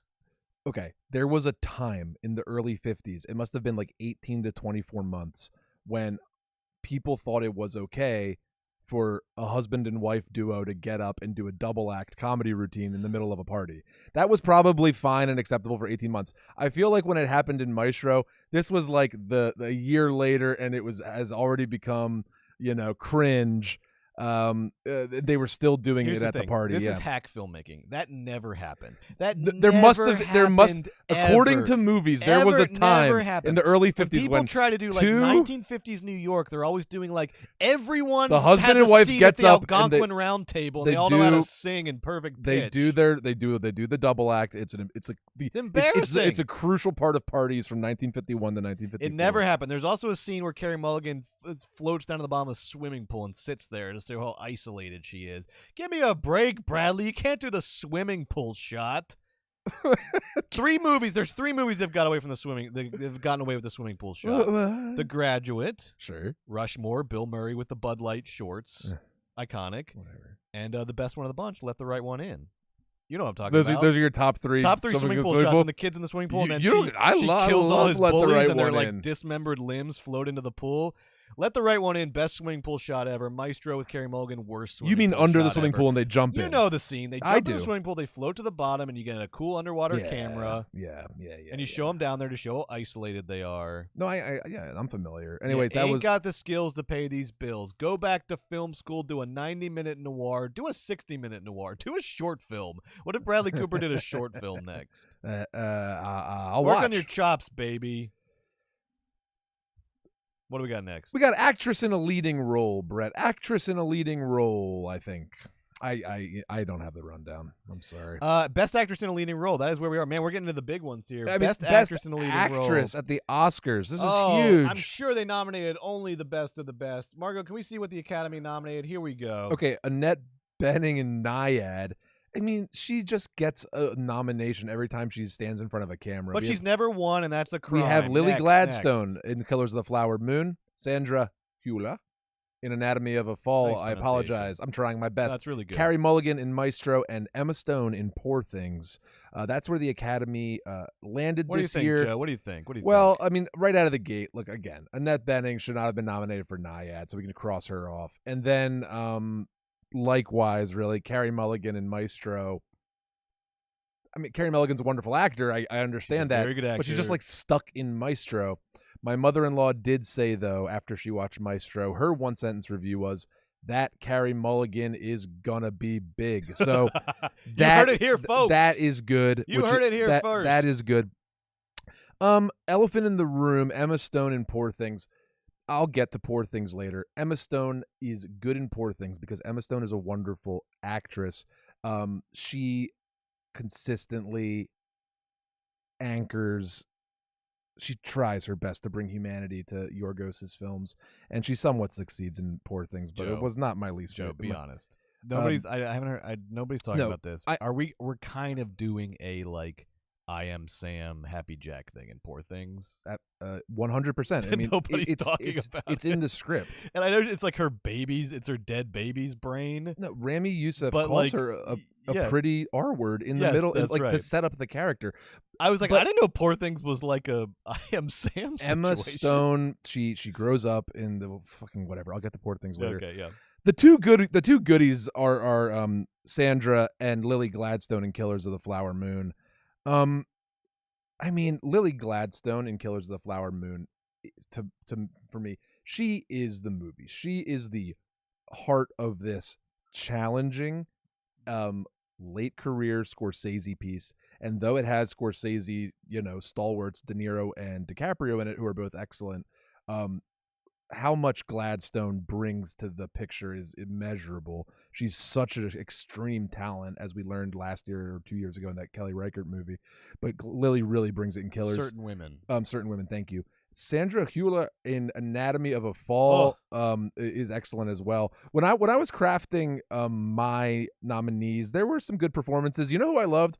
I loved Sophie Wilde in Talk to Me, the main woman. Was great. She ruled, right? She is great. I get why she wasn't nominated for an Oscar, great. but she just deserves a shout out for like my favorite horror performance. Talk to Me. What a great success story Talk to Me is. Yeah, so Sophie Wilde's YouTube awesome. kids, a formerly unknown actor, and they crushed it. Here are I'm going to do it like the award show. Here are my nominees for Here's Best Joe's Actress nominees. in a Leading Role. What do you got?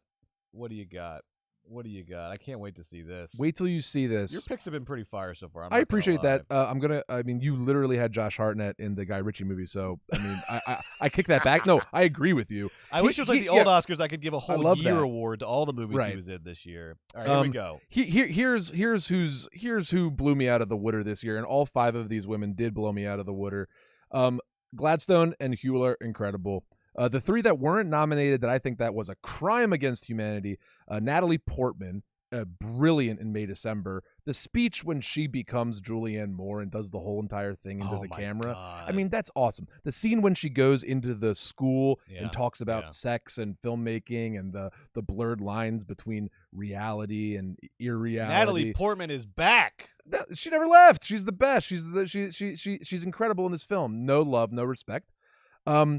The young and incredibly talented Kaylee Spaney in Priscilla. My God, this woman can act. Do you know, I think it was on the set of Civil War? It was a Garland film. Maybe when Kirsten Dunst, Sofia Coppola's muse, longtime collaborator and muse, Kirsten Dunst, introduced Kaylee to Sophia and said, this woman's the truth. She should be Priscilla. Wow, thank you, Kirsten Dunst, because you were right.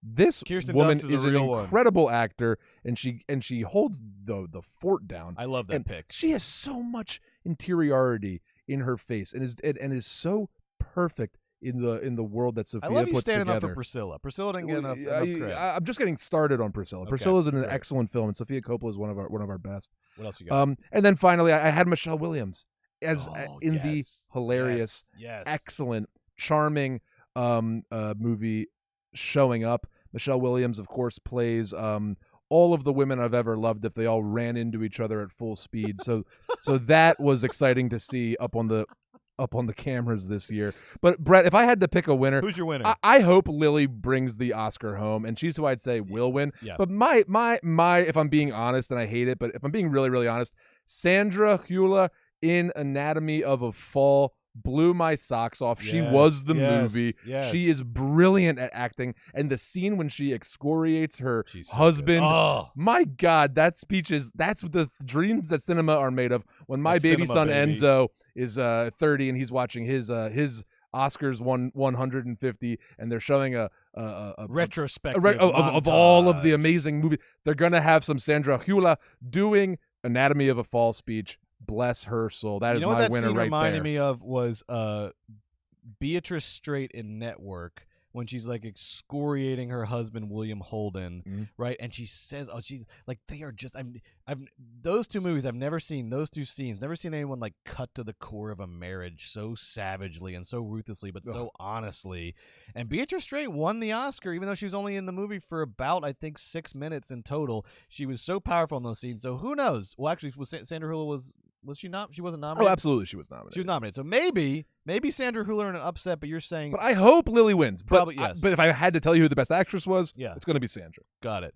Let's take a look at my. Lily was amazing. It's an impossible choice. Lily's amazing. I hope Lily wins as well. She's incredible. I had an issue with the film, which we'll get to when we talk about directors, but it's not Lily's fault. It's not Lily's fault. She gave nothing but a stellar, stunning performance. Dude. When you get a second, Margo, let's take a look at my picks for actress. My picks. Here we go. We haven't talked about Past Lives yet. That's how good of a How year have this we not is. even said Past Lives That's how yet? good of a movie year this is. Wow. We haven't even talked about Past Lives till now. I loved Past Lives. One of the absolute. My wife Amy and I watched it kind of on an off night when we were tired, and I think we were even sort of like trying to like sort of riff on the movie. You know, it's one of those nights where you want to watch a movie, you can just sort of riff. Feeling on a little with your partner. punchy. By the end of this movie, we just sat there in silence. We were stunned by Past Lives. So good, so honest. The best movie about desire and longing and how it actually functions in our real life since Moonlight. I love Past Lives, and I got to give Greta Lee a huge shout out. The other two male performers are great. I thought they were solid, but Greta Lee anchors this movie, roots this movie.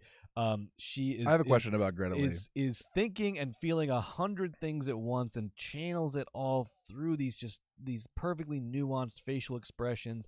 I thought she was fantastic. What is your question? I don't know a whole lot about Greta Lee. I was going to say.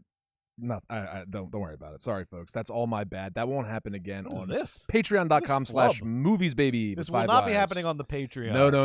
That will not happen on Patreon. What do I got next, Mark? What do I have besides Greta up there? I'm forgetting who my nominees were. Well, we got, of course, Lily. I loved Lily. I thought it was an incredible performance. Look, me and you match so much, Brad. I know, we really matched. I'll go ahead and say, oh my God, it's right. It's just everything else is the same. Okay, so I'm not going to belabor the point. All these performances were great. Joe said it amazingly. And look, we're going to keep talking about May, December. A, because it's an incredible movie, but B, because the Academy insanely did not acknowledge it. What's wrong with you? It's weird, It's so good. It's because all these Hollywood types are kid fuckers, and they're afraid of the truth. Okay, Sandra Hüller and you sound like that one weird guy that comments on all my Instagram posts. Sandra Hüller. Maybe it is me. And... And then I had Michelle Williams as well for showing up. I will say my pick though, I do think Lily will win, and I hope Lily wins. She's so good, and she deserves it. And it's just that would be such a great achievement for American indie cinema, because Lily Gladstone's been doing great work. But you're going to stab her in the back too? I'm not, but if I have to be honest, and if I'm being honest, because I'll go ahead and say it, I think this is more Martin Scorsese's fault, and that's why he's not going to end up in my 5 directors. I really like Killers of the Flower Moon, but one of the absolute crimes of it, one of the main problems was they put Lily Gladstone in that goddamn sickbed for half the movie. That could have been a third of the time. Oop. The heart of that movie was her and Leo's relationship. Absolutely. They're both killing it. It was so interesting and bizarre, and she's suspicious of him, but helplessly in love with him and attracted to him. But she's also trying to sort of be bigger than that for her family, and she also fucking walks him around like a fucking dog.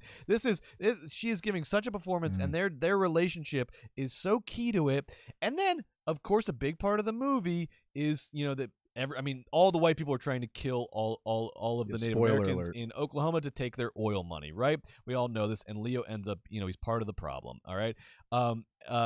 But they put Lily in the sickbed for half the movie. I was like, this was the whole movie. She was my favorite part of the movie. Now and look, she acts great as a sick person. She acts very good. But I want more from Lily. I did not like that. I want more Lily. I don't want her in the sickbed. She could have been in the sickbed for 10 minutes and accomplished the same point. That's not her fault. That's Scorsese's fault or the screenwriter's fault. But if I'm being honest, my favorite performance of the year was Michelle Williams in Showing Up. Oh my God, Michelle, you still have secrets. Somehow you've given we're both in love with Michelle Williams. You've given us so many good performances over the years, but somehow you still got some surprises left.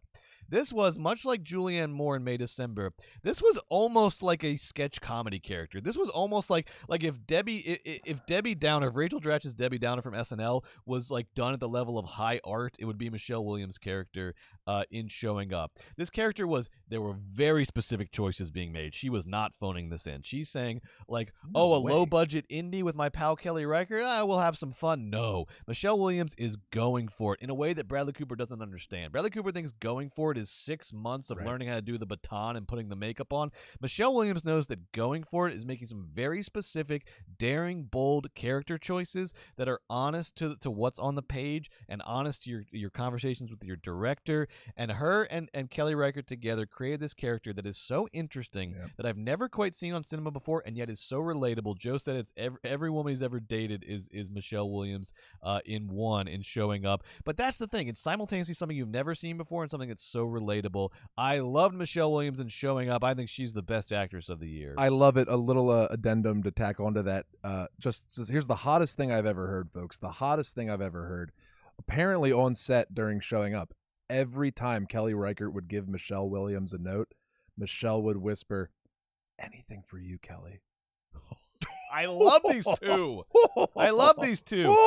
Scorsese, I love them. De Niro, give me a break. Give me Reichardt and Williams, baby. Time. Give me Reichardt and that's Williams, real. That's our new power duo in cinema. Kelly Reichardt has never made a bad film.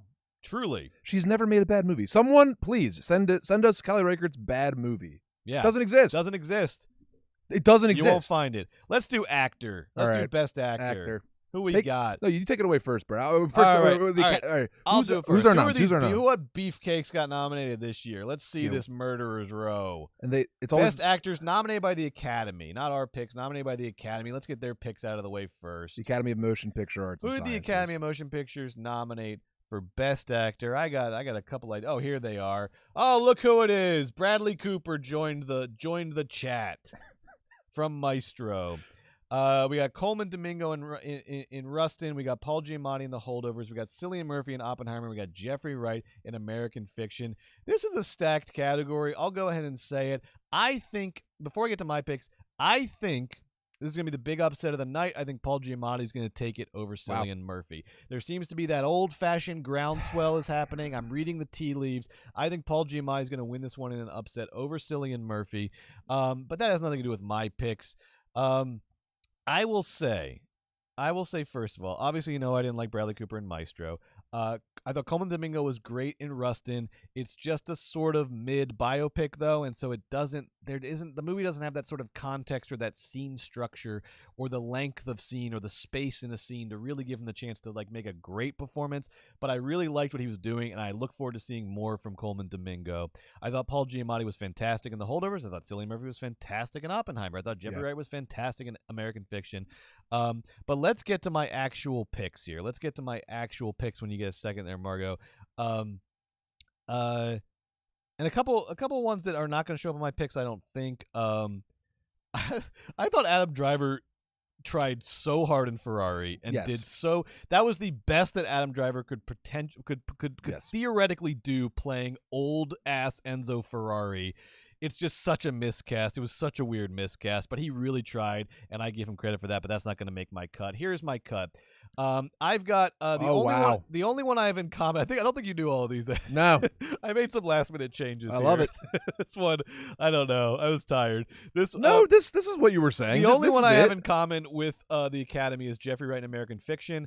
And you know what I say? No. Thank God. Remember, I was reminded of how good of an actor Jeffrey Wright was because of American Fiction. He's been doing, I think he did Westworld, and I think that Hollywood's been trying to do a lot of like sci-fi genre stuff with Jeffrey Wright. Give Jeffrey Wright a script written by an adult and a movie made for adults, and let that man go to work, because he is one of our finest actors. Well, he is so freaking good. Love him in American fiction. I also had oh wait, no, I have it written here. You can stay on me. It's fine. Sorry, Margo, I have him right here.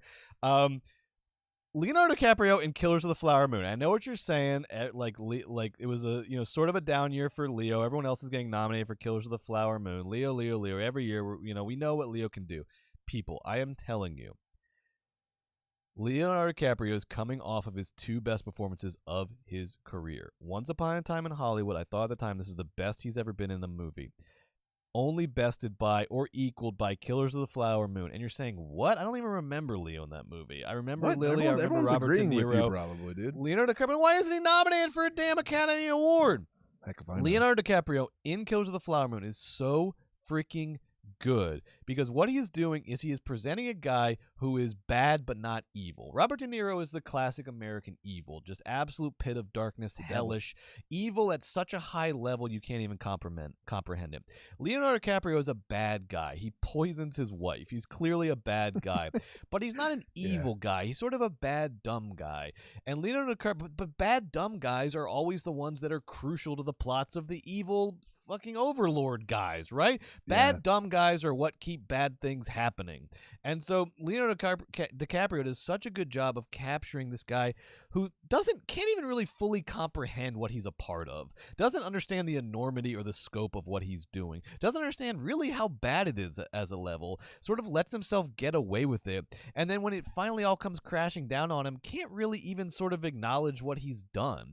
And the performance is so interesting and so nuanced, and Leo did some weird thing with his jaw that he probably heard about that Marlon Brando did or something, and it's such an interesting physical bizarre grating. You can hear his teeth grating. He's so and so I loved Leo in Killers of the Flower Moon. I'm going to go ahead and say he is my pick for best actor of the year. Leonardo DiCaprio in Killers of the Flower Moon. They shouldn't have given it to him for The Revenant. They should have held out. They gave in, and they said, fine, you almost died out in the Arctic tundra. Here's your Oscar. They should have held out, and they should have given back-to-back Oscars for Once Upon a Time in Hollywood and Killers of the Flower Moon. Also, big shout-outs to my other three nominations that are not getting enough credit in award season. Number one, Franz Rogowski, one of the most stunning original performances I have ever seen, not just this year, ever. Passages is the truth, people. Passages is one of the best movies of the year, and Franz Rogowski, I had never seen him anything before this. This guy is a fucking mega actor, people. Put him in more stuff. It is a character that has such sort of bizarre confidence in himself and is simultaneously like obsessed with other people and yet unaware of how he's affecting them. He's not playing a good guy like Leo, but he's playing it with such conviction and such weird, violent, sexual charisma. It is such an interesting performance. I loved it so much. I've never seen anything like it. The dynamic between him and Wishaw is off the charts. And I can't remember her name, but the actress who's in Blue is a Warmest Color, but not Léa Seydoux, the other actor.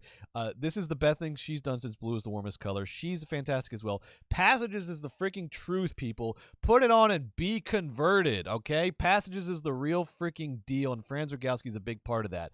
Zac Efron, my guy Zac Efron. This guy is trying, people. He is trying to create like a weird character actor role for this, and is anybody paying attention to this? We should all be supporting what Zac Efron is trying to do right now, because he could become, like, his later years, he could become one of our best, weirdest character actors who every time he picks a movie, it's so bizarre you almost can't believe it. I love what Zac Efron is doing right now. When he was in the freaking Beach Bum, I lost my mind. He was so bizarre in the Beach Bum. And in Iron Claw, you think Bradley Cooper went deep for a role? Please. The first time they cut to Zac Efron, he's getting out of bed in the morning, and when he takes off his blanket, he has the most juiced up fucking pecs you've ever seen in your life, and he's groaning from the pit of his stomach. It is so painful to do the work every day to maintain this physique for your entertainment. His body is screaming at you and groaning at you. Zac Efron kills it in the Iron Claw. It's a sad movie. It's a march into hell. It's almost like I described it to Amy there, and I was trying to tell her what Iron Claw was like. It's like the Book of Job. It's like the Book of Job with wrestlers. People suffer for no reason. They're not tragic characters because they don't have any real flaws. They haven't done anything wrong. The dad is mean, but he's not like the meanest guy ever. They just sort of suffer, and then Zac Efron has to sit there and kind of figure out why they're suffering. Deep inside his big, muscular wrestler body, he's trying to come to terms with all this suffering, this biblical suffering. Imagine this guy right here. This is not like a funny comedy. This is not Dirty Grandpa. This is the Book of Job. This character you're looking at right now lives the Book of Job, lives biblical levels of suffering, and has to try to understand it. It's such a fascinating performance. Zac Efron and Iron Claw. That's a good one. That's a good one. Thank you. I love that one. Not least, my guy Joaquin Phoenix in Napoleon. I thought I was walking into some just this run-of-the-mill historical biopic epic. No. This is bizarre. Joaquin Phoenix is so bizarre and unhinged in Napoleon. He plays Napoleon as like a dumb guy, which I love. He plays Napoleon as like a dumb guy who has like an unlimited capacity for violence. Right. They're like, every time someone in the French military comes to Napoleon, and they're like, Napoleon, they're like, the peasants are still causing a problem for us. We don't know what to do. They're like, or the British are blockading this port. Napoleon always just goes, we'll just kill them all.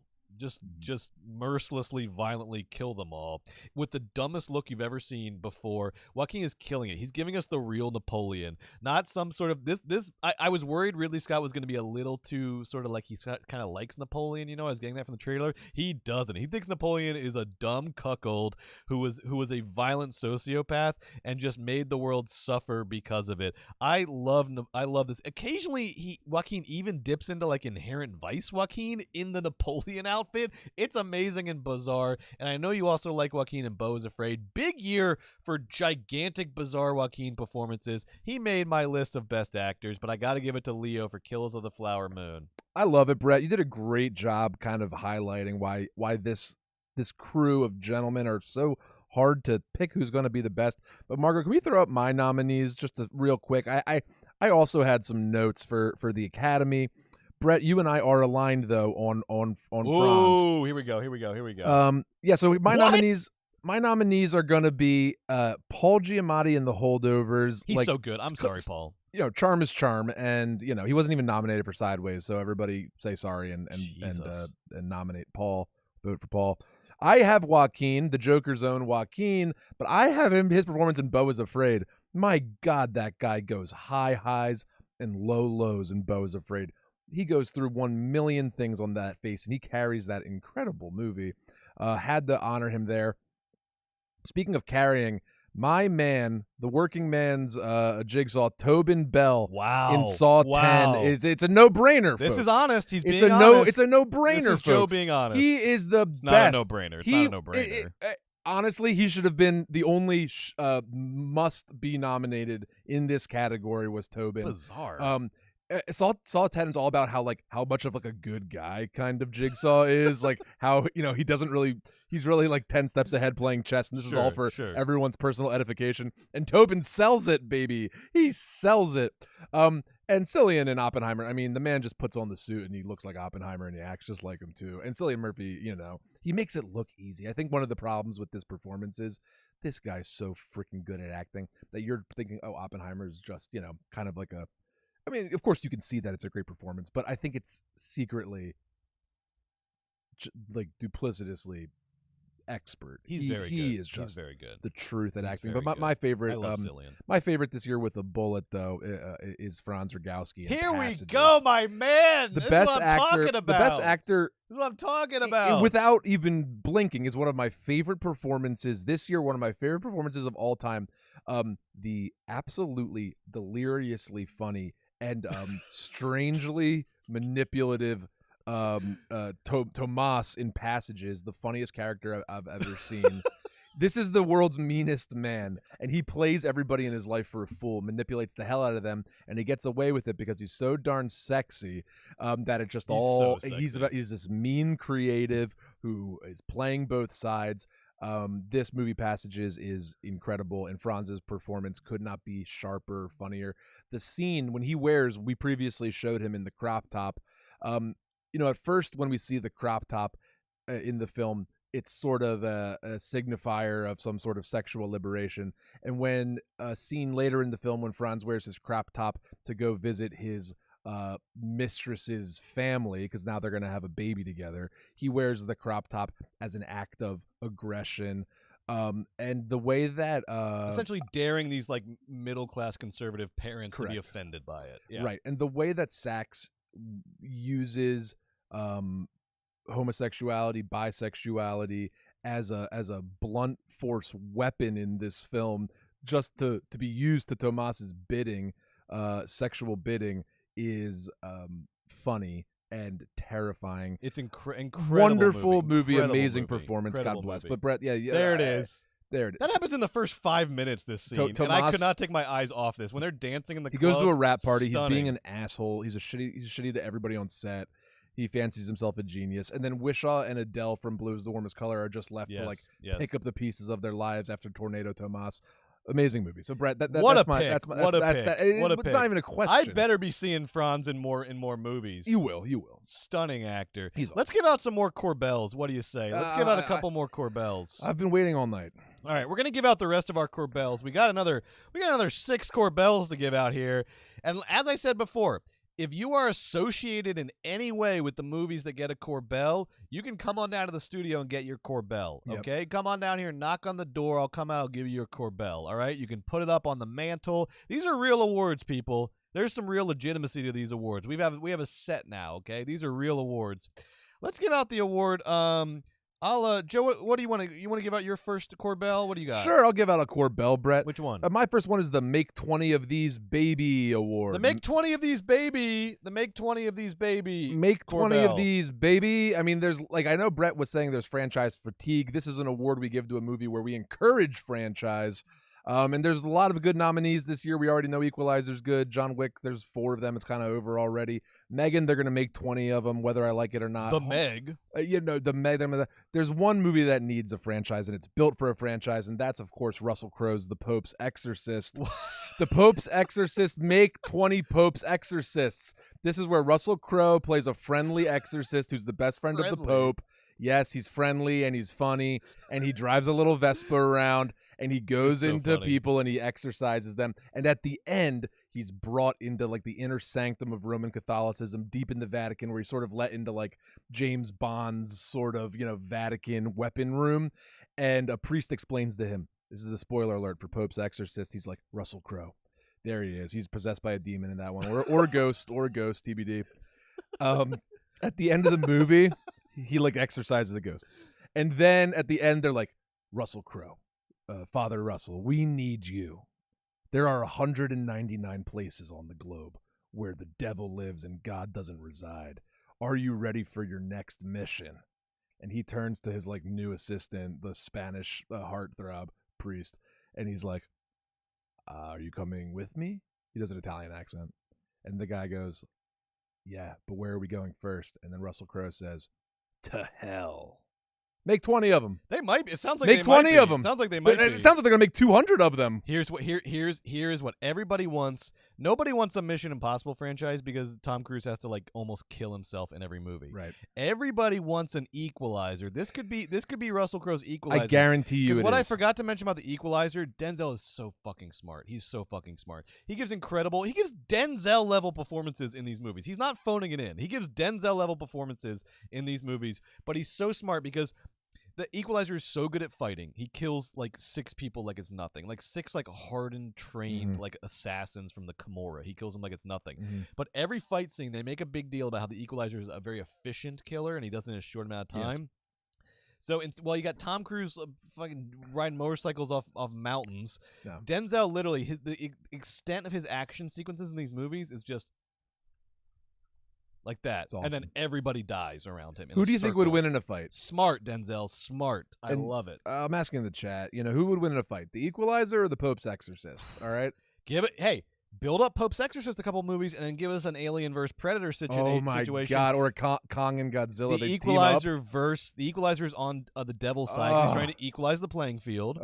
And then the Pope's Exorcist is on God's side. Why is there a Renfield screenshot? Well, there's the Pope's Exorcist in the back, though. The back of Renfield. He's in the back of Renfield in this one. I'm sorry. Okay, Brett, why don't you give out your next All right.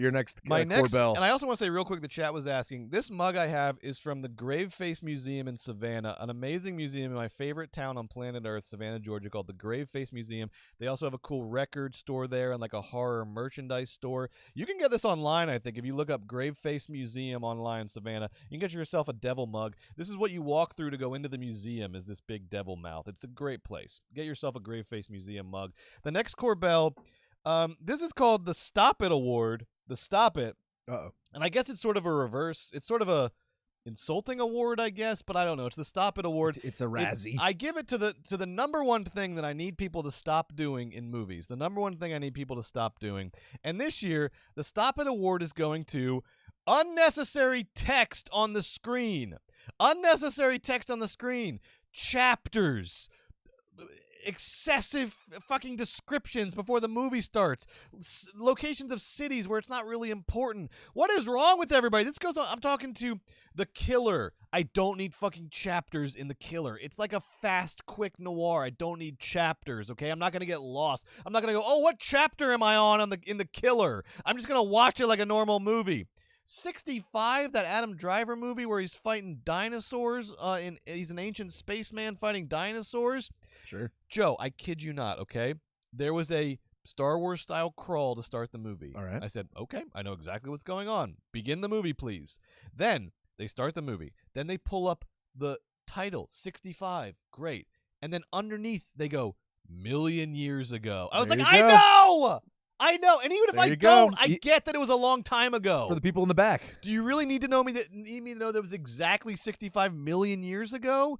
Stop doing the text on the screen. Stop doing chapters. Poor Things did freaking chapters. Why? It added nothing. It adds nothing. It had nothing. Big loopy letters. The Killer's doing. Why is the Killer doing? And the chapter headings are just like the city. And I'm like, what are you doing? We'll talk about that. Look, if I wanted to read a book, I wouldn't be this fucking stupid. I want to watch a movie, and I don't want text on the screen. Okay, so you get the Stop It Award if you put text on us. If you're responsible for putting text on the screen unnecessarily in your movie, come get your Stop It Award.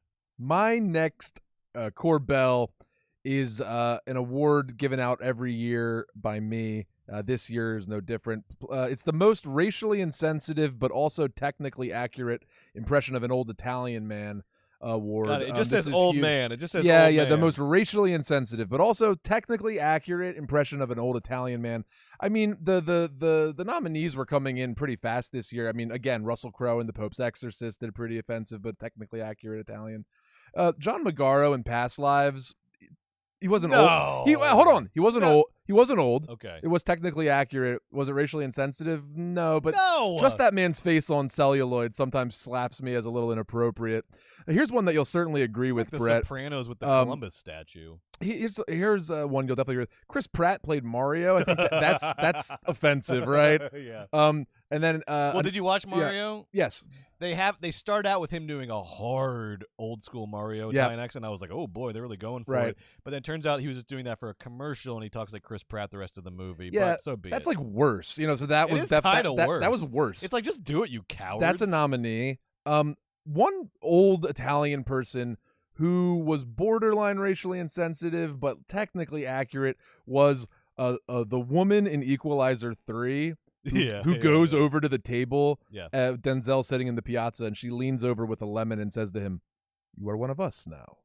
She was pretty bad. That one. I feel like she was actually Italian. No, for sure. It was, trust me. It was something insensitive about that moment. I mean, and then Italians are all the king. The one the award. No, he won last year. The one that did the award, the Career Achievement Award. Jared Leto won last year. Jared Leto and House of and Gucci. This award is always close to our anti-Semitic caricatures. We have Bradley Cooper and Maestro. We have Robert Pattinson's voice acting in Boy and the Heron. Oh boy. And we also just have the bird in The Boy and the Heron, which was pretty anti-Semitic. But this isn't about who's getting this award. The man, it's got to go to Driver for Ferrari. Adam Driver and Ferrari. He was racially insensitive, but also technically accurate, and he was playing an old man. That's for Adam Driver. Come get your award, baby, for Ferrari. It's the only one you're gonna get. All right, what Corbell are you gonna give out? All right, the next Corbell up. Let's do the best joke.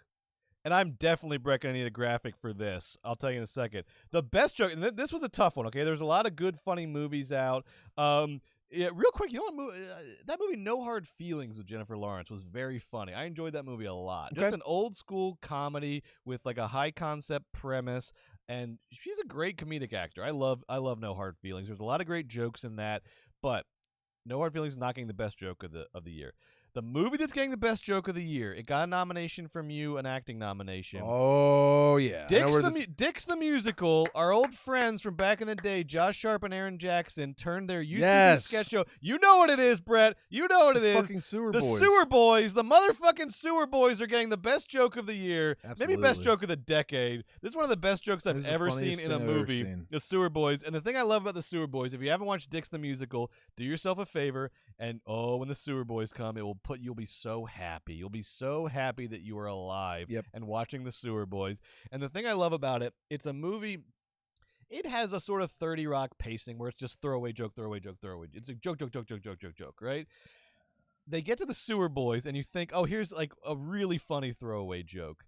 They must have realized what they had. They had gold on their hands because the Sewer Boys, out of all these throwaway jokes, the Sewer Boys becomes an essential plot point throughout the rest of the movie. The Sewer Boys keep coming back. They become really like the main part of the climax of the movie. They're sort of like the main driver of the rest of the movie is the Sewer Boys and all the little hijinks they get up to.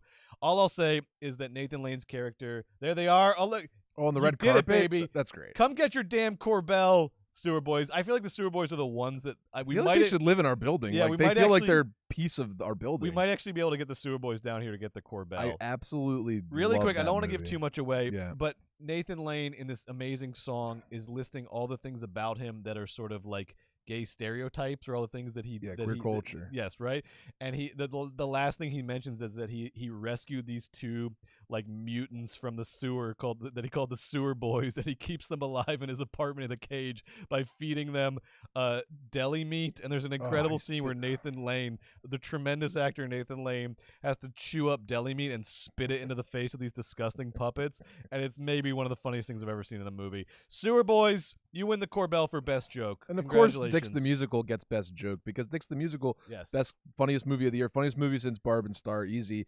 I don't know why they don't make comedy movies anymore. Comedy movies, they're great, they're cheap, they're easy. I love all the jokes. Thank you for making a joke movie. Thank you for making a funny movie. Thank you for Sewer. You can watch Dick's right now, I believe, on Max. You can watch it on Max. Watch Dick's the Musical. It's so funny. What's up next? We got two more Corbells. The last one, changing pace a little bit. This is the award for the most sorry Nazi. Most sorry Nazi. There were lots of sorry Nazis this year, but there was one who I felt was the most sorry for being a Nazi.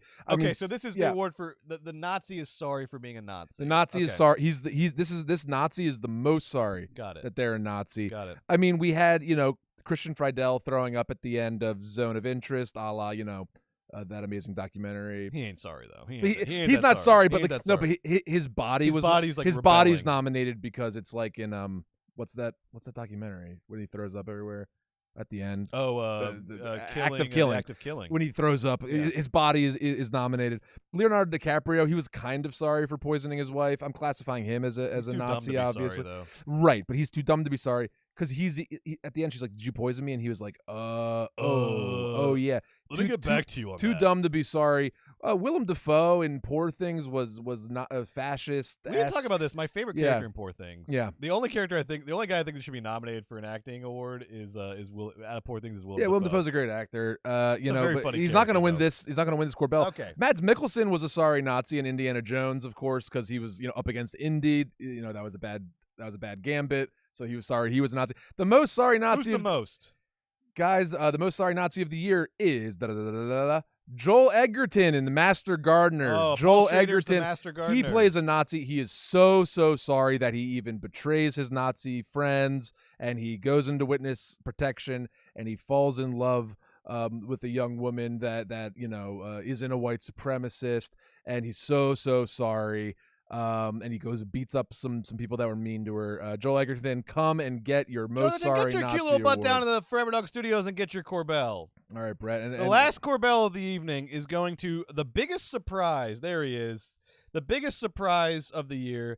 And to preface this by saying I don't mean this as an insult, because I don't mean that I didn't think this person was capable of this. I just meant based on the types of roles they get and the way they are presented to us on film and the characters they typically play. The biggest surprise of the year for me is that Ben Whishaw, in Passages, Ben Whishaw can fuck. Ben Whishaw can fuck, y'all. There is a sex scene in Passages. And again, I'm not saying I didn't think Ben Whishaw was capable of this. I just mean he's usually presented to us. He's Q in James Bond, right? He is like a sexless John Keats in Bright Star. He is even in A Very British Scandal, which is one of my favorite television series of all time with Hugh Grant. He's presented as sort of the virgin in the relationship, right? He's always presented to us as sort of like virginal or sexless or asexual most of the time. Y'all, wake up, okay? Because Ben Whishaw can get the F down. And I know sex scenes in movies are not real, but you can know, much like Natalie Portman said in May December, you can tell in a sex scene when someone knows how to fuck. And there is a sex scene the quote. There is sex scene There is a sex scene in Passages between him and Franz. And what's Franz's last name again? Rogowski. There's a scene between him and Franz that is a beautifully shot, extended, basically no edits sex scene. Brilliant. That just glides around their bodies. And Doesn't Ben even glide. Whishaw Just has sits there. absolute fucking control of his sexual prowess and his sexual being. He is doing some moves, my friends, that you need to take notes on and let your partners be the benefit of, because Ben Whishaw can effing F. But Whishaw does have sex with this handsome gentleman during the film. Yes, he does as well. He does. He does. He has sex. Yeah, that's a lot of sex in that movie, and that movie is good. So congratulations, Ben Whishaw. Congrats to all the winners of the Corbells. You've been one of my favorite actors for a long time. I didn't know this about you, and I'm glad I did. It totally checks out. Come and get your award for biggest surprise. Bang. For being the best stoop. The best at sex in the movie this year. Congrats. All right, let's get on to why don't we skip ahead to Best Director? Let's get to Best Director, Margo. We're going to skip that next thing we're going to do. We're going to get to Best Director. Let's see who the damn Academy nominated. I know people were all losing their minds over these director nominations. They did not like them. Let's see the director nominations. Here we go. Joe, you want to read these out? Justine Triet, Anatomy of a Fall. Martin Scorsese, Killers of the Flower Moon. Chris Nolan, folks, Oppenheimer. Yorgos Lanthimos' Poor Things, and Jonathan Glazer for The Zone of Interest. Well, I'll take it away, Brett. Look, I think that there were a lot of justified people that could be nominated for Best Director. I thought there was a lot of strong hands this year behind the camera. And actually, of the Academy's picks, I think these are some strong hands. I absolutely, you'll see in mine, I have Christopher Nolan, I have Jonathan Glazer, and I have Martin Scorsese. I don't have the other two, and we'll get to who I have in a minute. Justine Triet's Anatomy is a confident and excellent filmmaker, and Anatomy of a Fall is an excellently directed movie. I have some people that I liked a little bit more, but that's just me. She is excellent. Now, the fifth nominee was Yorgos Lanthimos for Poor Things. Guys, Poor Things is a disaster. Emma Stone is naked and having sex in it for 2.5 hours. And I didn't have one horny freaking like flash in my entire body watching the thing. Just a sexless, heavy-handed slog was Poor Things. Derivative and just sort of like creatively bankrupt. The camera work in these Yorgos movies disgusts me. Sorry. Swishing, zooming, and he always relies on his two crutches. One, Emma Stone, his muse, who again brings humanity. Tremendous actor. Who brings humanity to his stupid films.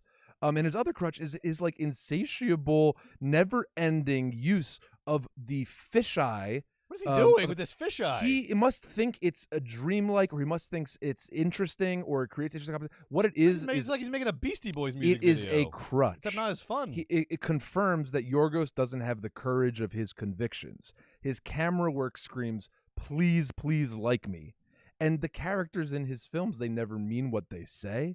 They speak in these toothless abstractions far removed from any sort of like Brechtian sort of interplay, and he's just sort of reduced to like aloof funniness that's the most unwatchable and just miserable sort of dialogue amongst his characters. Can I say real quick, because I don't want to come back to Poor Things. I want to put Poor Things to bed. So I want to say really quickly. Oh, good. I want to say to Yorgos, okay, leave steampunk to the amateurs, okay? There are certain aesthetics in this world, in this life of ours, that are not meant to be the domain of high-minded movie auteurs, right? And this movie, I mean, it's at least steampunk adjacent. It's like a fantasy version of late Victorian England with a lot of sort of steampunk-esque sort of iconography in it. Leave steampunk alone, okay? Steampunk is for the amateurs. It's for people like me, okay? Let us have steampunk. Steampunk should not find its way into Oscar bait movies, okay? I want steampunk to stay where it is. Big chocolate restaurants up on the hill and video games and bizarre clothes that I can find in costume shops, okay? That's where steampunk lives. I don't want Emma Stone starring in steampunk. I don't want Yorgos directing steampunk, okay? There are certain aesthetics that are not meant for the Yorgoses of the world, and steampunk is one of them. All right, I appreciate that impassioned defense of steampunk, and Yorgos should surely get his hands off. But when I think about what Yorgos did in this film, really the comp that comes to mind is the other director that was slighted was Greta Gerwig and Barbie. 2 movies about women's sexual self-discovery, one through the lens of product placement, and one through the lens of like a large Greek man who likes fairy tales or something. But at least Barbie lands some of its laughs, and at least Barbie doesn't call sex furious jumping. It's time we get serious about sex. It should titillate unless it's done for different reasons. It should be violent or it should be sexy. It should be sexy. You can watch a movie like Passages where you're watching it going, oh no, this is unfortunate. This is insanely hot. I don't know what to do about this. Or you can watch something like Poor Things, where sex is a joke. Miserable stuff. I was led to believe that Poor Things was funny. It's really not. It was way funny. Minus a couple of those Willem Dafoe lines. Ugh. It was not nearly as funny as I was led to believe. I did not like Poor Things either. Funny at all. All right, we're not talking about Poor Things anymore. All right, so other movie. Okay, but here, what do we do? Best director. Okay. What do you got? But okay, here's my nominees for Best Director. And it's Yorgos isn't part of it. I have those 3. I have Marty. I have Chris. I have John Glaze. That's John Glazer. But the 2 that I would be remiss to not bring to the fore are Sofia Coppola for Priscilla and David Fincher for The Killer. So if I can for a second, there's nothing insane about it. Bud. So first of all, never call me that in your life. Listen up, Bud. First of all, Sofia Coppola. Everybody salivates about her cousin or whatever. Not really, but like, you know, Coppola derivative or Coppola adjacent Wes Anderson as sort of the stylistic icon of his generation. For his compositions and colors and the way that he moves the camera. But somebody else has secretly been creating the template for like an aesthetic for the past 25 years. And that's Sofia Coppola, the most talented Coppola alive and the best filmmaking Coppola alive for sure. We'll see Megapolis. We'll see what happens. But in Priscilla, Sofia not finally, she always is expert, but this is a master of her craft. You know how Jiro, you know, he always like they work on the rice for like 30 years before they move over Jiro to the dreams fish. of sushi. Yes. Yeah. And Jiro, you know, he works on the rice for 30 years and then you get to touch the fish. Yeah. Sofia Coppola has been in the lab perfecting her interiority of teenage women for the past 20 years, making absolutely expert, delightful, gorgeous cinema. And in Priscilla, all of her things come together so perfectly. It's gorgeously shot. Its pacing is excellent. The performances that she gets out of her cast are incredible. And apparently she's great to, you know, be on set with. And she's Sofia Coppola. I just want some goddamn respect. People treat her like, oh, here comes Sofia Coppola. Just another perfect film where it's completely and totally gorgeous, completely and totally confident, has all the courage of its convictions, and also understands how to wield subtlety like a freaking gun. God bless your soul, Sofia Coppola. Now explain this David Fincher mess. Here's the joke. Earlier in the program, you said, "Oh, this reminds me of the muted Fincher aesthetic." That's fine. I know what you mean because David Fincher is the person that correctly does said aesthetic. It is his. When it goes muted and flat and digital, it's done by the master, David Fincher. Here's the thing, Brett. Very funny spiel about captions in The Killer. Thank you. The Killer is a perfectly tuned joke directed by an absolute master. There was a quote that was going around about how the Cannes committee was saying how they couldn't really take Fincher seriously because he's stuck in the Netflix system. Which is probably true about why he doesn't get as much love as he should, especially for minor masterpieces like The Killer. But the fact is the guy technically knows exactly what he's doing. And The Killer is a gas. It is about how, hey, he went out on a limb and he made Mank and everybody freaking hated it. So here you go, everybody. Here's your 90-minute, perfectly crafted, absolutely hilarious The Killer, where Fincher puts everybody in their place and reminds them who he is, which is the best action director that we have. Gone Girl, Seven, Zodiac, the masterpiece. These are wonderful American films. God bless you, David Fincher. Thank you for The Killer. That was fucking funny. I hope you had a good laugh. I did too. I love it. Who's your pick? Who's going to win for you? There's no doubt in my mind who's going to win this year, Brett. 5 great noms, but I have to give the award to Christopher Nolan for Oppenheimer. Oppenheimer is an amazing thing to watch. And what's really amazing to watch is Christopher Nolan, an auteur of the highest technical caliber, but also the most passionate, inventive storyteller that mainstream cinema has to offer around the world, and the entire world gobbles it up. The man made a 5.5 hour movie about Oppenheimer where the bomb doesn't even go off, and he almost made $1 billion because this mother effer puts butts in seats. He's a genius. He loves film, first of all. He loves shooting in IMAX, which is fucking cool, and he's so smart. How brilliant is it, Brett, to make this movie about Oppenheimer? And what does Van Hoytema and Nolan do with their giant Panasonic 65mm IMAX cameras? They just zoom in on Cillian Murphy raising an eyebrow, and you get to see it, in the size of a skyscraper. He is bringing film back to filmmaking. People are paying people that don't care about this shit. They want to see Chris Nolan movies in 70mm. Every movie he makes is excellent. I was at a bachelor party in Tampa, Florida this weekend, Brett. Yep. I was having a conversation about Tenet and Nolan on my side of the table. I turned to my left to see what's going on over there. They're talking about Christopher Nolan movies too. These aren't cinephiles. These are just folks.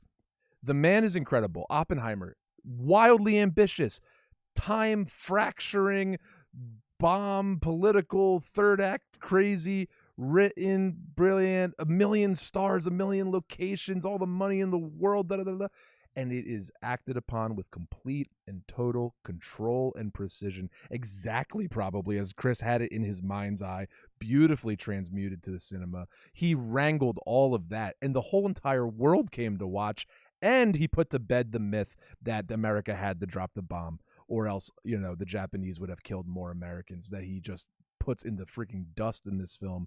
Beautifully shot, beautifully acted, blah, blah, blah, blah, blah. I love you, Chris Nolan. I love you, Chris Nolan. Christopher Nolan is not going to end up on my list. I'm going to start with who's not on my list. Christopher Nolan's not on my list. I'm sorry, he doesn't do it for me. I've never been a big fan of the whiz kid directors, the kind of he's our Spielberg, the obsessively controlling of every aspect and every detail of the movies. I like directors that allow the actors to breathe a little bit, allow the movie to potentially have a little bit of chaos, a little bit of space. Christopher Nolan directed Oppenheimer like it was a 3-hour trailer. Ceaseless music in the background. Terrified of long scenes. I love long scenes. Scenes start too late, they end too early. Everything is moving too fast for my liking. Too many montages. The whole thing felt like a 3-hour trailer. I was not a fan, but I understand people who are and understand why Christopher Nolan gets the appreciation they does. Not for me. I also understand why people were mad about the Greta Gerwig not being getting a nomination for this category.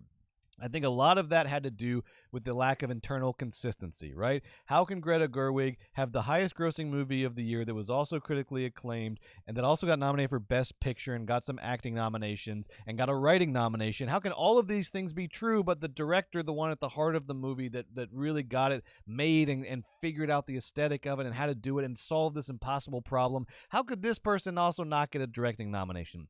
She would not be in my top 5 directors of the year, but I understand the people are pissed off about the lack of consistency there, and it does feel sexist. I understand that.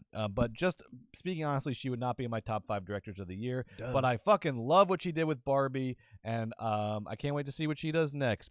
I want to give a shout out to a little seen film called The Civil Dead, directed by our pal Clay Tatum, who used to have a podcast on this very network, Bang. Forever Dog. Clay made a indie movie called Civil Dead this year with his friend Whitmer Thomas. They wrote it together. They star in it together. I knew going into this movie, I knew I was going to laugh. I knew I was going to have fun. I knew I was going to like it. What I did not know was that this man, Clay Tatum, is a fucking auteur in the making. This guy has an eye. This movie is so beautiful. It's so controlled. It's a perfect indie. He has a kind of Kelly Reichardt vibe. I'm sure is a big fan of Kelly Reichardt. It has that sort of attention to it. It does have, I will say, just for candor, because we have to be honest here, it does have chapters in it. It does have chapters. But you know what? I said go for it, Civil Dead. I don't care. Put chapters in the movie, because I love what I'm seeing from the Civil Dead and Clay Tatum. Can't wait to see what he does next. Give the man some money. Let's see my picks for Best Director. Best Director. I've got, of course, Kelly Reichardt for Showing Up. I loved it. I've got my man Jonathan Glazer for The Zone of Interest. I have loved Jonathan Glazer's career. I think he is the new Kubrick. He makes a movie every 10 years, and they're fucking perfect, and they are these insanely detailed, finely tuned visions of terror and beauty in our world. But unlike the obsessively controlling director Christopher Nolan, Glazer allows some space, baby. Zone of Interest is filmed on security cameras, half of it, and the actors were just going about their lives, long scenes, living in the world of the movie. Much like when he made Under the Skin, a lot of what you see in the movie Under the Skin, one of the best movies of the 21st century, is actual footage of life in Glasgow. He went on the street. Real people are in these shots. In the club scenes in Under the Skin, that's real people. Jonathan Glazer is an auteur of the highest level, and of course he started out with one of my favorite movies of all time, Sexy Beast. I love Jonathan Glazer, and he is just getting started, baby. Sorry, who else do I got up there? Todd Haynes for May December. Come on. May December reminded me of one of my favorite films, The Bitter Tears of Petra von Kant by Rainer Werner Fassbinder. We watched it previously on Weekend at Bergman's, because you give this man a single, unassuming room, and this man will find 50 gorgeous compositions in that room you didn't even think capable of, using all the basic tools that are at our disposal anytime anybody makes a movie.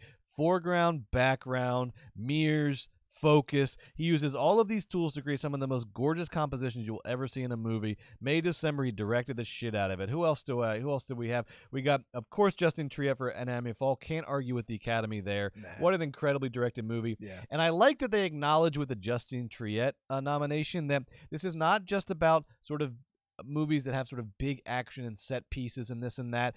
Directing also has to do with the way you communicate and collaborate with your actors and the performances you get out of them and the way that you negotiate those performances. And that is the kind of cue that I took with this list, because I've got Kelly Reichardt, Todd Haynes, Justin Triet, great actors, great directors for actors. And I would also put Celine Song in that category. Directed the hell out of Past Lives. What a finely tuned movie about human relationships and desire. But at the end of the day, there she is. There she is. At the end of the day, I gotta give it to Jonathan Glazer, Best Director of the Year for The Zone of Interest. Yeah, nice that pick. movie is Nice pick. It's a It's movie good. that weirdly, like, when I first saw it, I was like, best movie of the year. It's a movie that has not sort of stuck with me in the way that some of the other movies have. Oh, but you're a heartless asshole. Well, no, but I think that has to do more with the plot, because when it Oh. comes to like banality of evil, and this is one of the best movies ever about the banality of evil, the specific way in which the Nazis were evil is that the evil just became part of their routine. They treated it as part of just the routine of their lives, and that's how they sort of became fine with it all. Is it was just part of what they were doing. They were just following orders or this or that. It was part of some hierarchy they didn't know. I'm just trying to raise a family and live a life and keep this house. I don't know what goes on over the other side of the fence, right? The problem with the banality of the evil is it's kind of a 1 + 1 = 2 equation. There's not much beyond the fact that the Nazis were just evil. And this banality of evil is kind of one of the forms that evil took. Yes. But so at the end of the day, it's kind of a thing that there's not a whole lot of moral complexity to it. There is a moral fascination to it, but there's not a lot of moral complexity to it. And so as gorgeous as this movie was, and he is my best director of the year, the movie itself kind of hasn't stuck with me as much as I thought it would, as much as some other movies have. Passages, May December, etc. But his direction is flawless, and it is a absolute fucking pristine masterpiece of a movie for what it's doing, and that's why I'm giving my man Jonathan Glazer the best director of the year. We both went a smidge lifetime achievement there. Not that John Glazer. Not that John Glazer. Although if he directed something, I'd nominate him any day of the week. Not Neon Joe. So all right, let's shall we? I'm sorry, yeah, let's we're gonna start we're gonna get down to it. We're gonna get done here in the next 15-20 minutes. Let's we already did a bunch of one-sentence reviews. Let's move past that. We do have a couple announcements before we get to Best Picture. Okay, before we get to Best Picture, we got a couple announcements here. We skipped the previous announcement, Margo, so let's go back. We have to announce I'm wearing my Oscar suit, my full body gold Oscar suit, and I gave the listeners of Weekend at Bergman's a Photoshop of me as an Oscar and said, put this in some famous Oscar photos, and the winner gets a prize. So let's look first at the runners-up, the honorable mentions. Let's look at these. They'll be coming up here in just a second. And these were so good. Everyone who did one of these, thank you. This one I loved. Of course, the famous photo of Bong Joon-ho with his 2 Oscars for Parasite. And this one was by Sarah, I believe. Sarah, thank you so much. This cracked me up. Bong Joon-ho. It's 2 of you. 2 of me, 2 Oscars there.